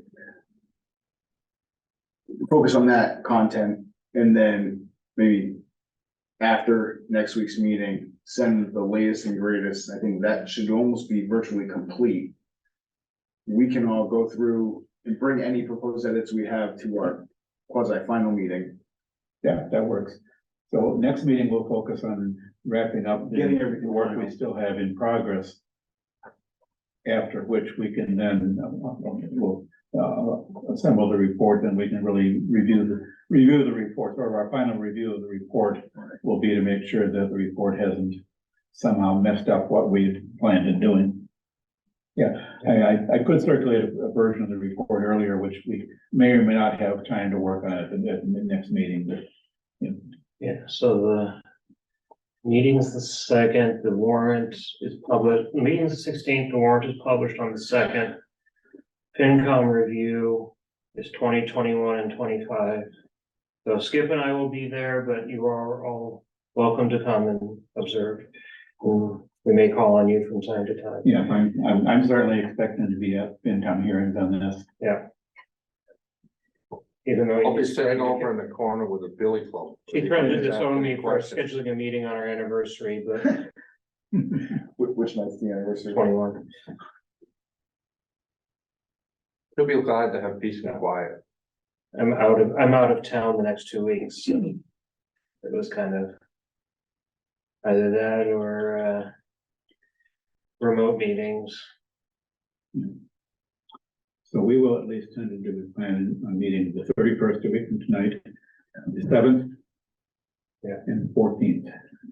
Which should be our final meeting. 14th would have to be our final meeting pretty much. Yeah. Unless we had some additional prep work to do for town meeting after the warrant has been finalized. Yeah. We'll kind of keep it open. I mean, we'll meet as much as we need to get everything wrapped up, but hopefully after next week's meeting, we'll be able to say everything's in pretty good shape, so just subject to a final review.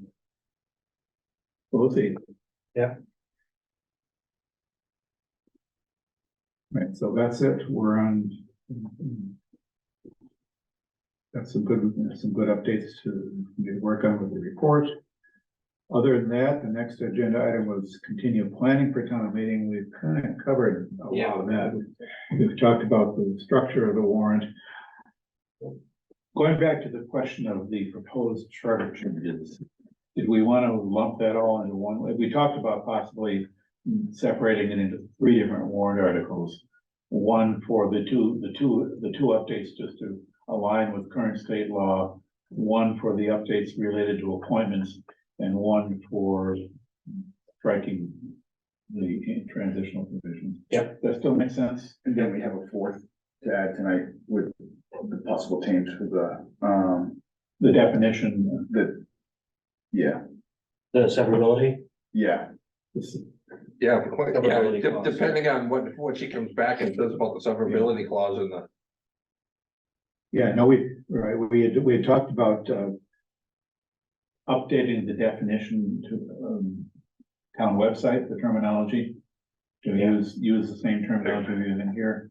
And then there's an open question about severability. I'm gonna guess that we're probably not gonna need to worry about the severability clause in the charter. But you never know. You keep that in mind as possibly, The change up. but yeah, so three charter warrant articles. Yeah, for sure now with a couple of things that are hanging out there from the rules. Updating the term website, I would tend to include that in the, the charter updates to, comply with the state law, the school committee responsibilities and the housing authority, position too. And those are just sort of generic things that we see need to be updated. I think I'd be comfortable, I think, lumping the website definition into that. But I don't wanna throw too many different articles out there for the charter changes.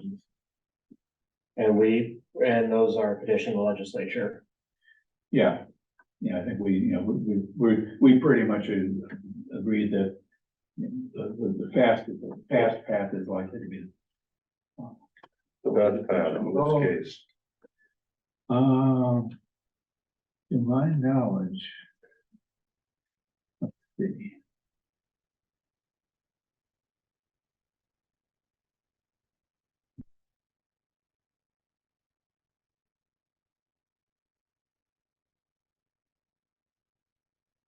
Our home rule petition for the town clerk position has not yet made it into the legislature. Yeah, I asked our Rep. Meridian about that and I haven't heard back yet. So the legislature path is not necessarily the fast path. Fastest on our end.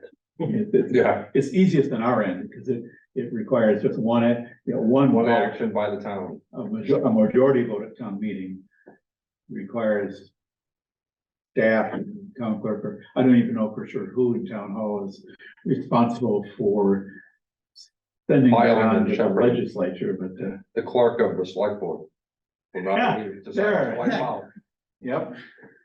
Yep, we've just. That may be something that just requires their signature, but I would imagine, they're like, no, Yeah. sorry, I should never have brought that up.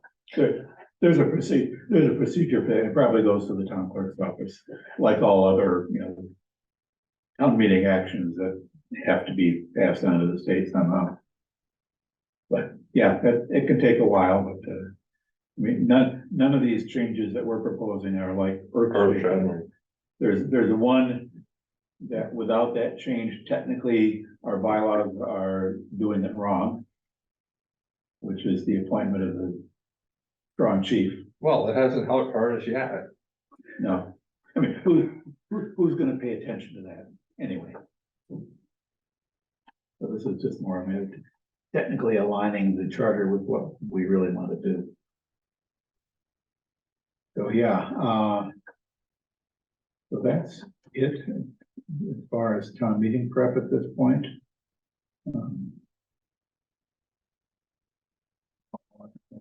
Anything else? And it's 29 minutes past 9, might be time, unless someone has anything else on town meeting. We have a minutes of our previous meeting. I move that we approve the minutes Second. of August 10th as presented. Moved and seconded. Any discussion? Hearing none. All in favor? Aye. Opposed? Our motion carried unanimously. And with that, the chair might entertain a motion to adjourn. So moved. Second. Moved and seconded that this meeting be adjourned. All in favor? Aye. Opposed? The motion carried unanimously. We are adjourned.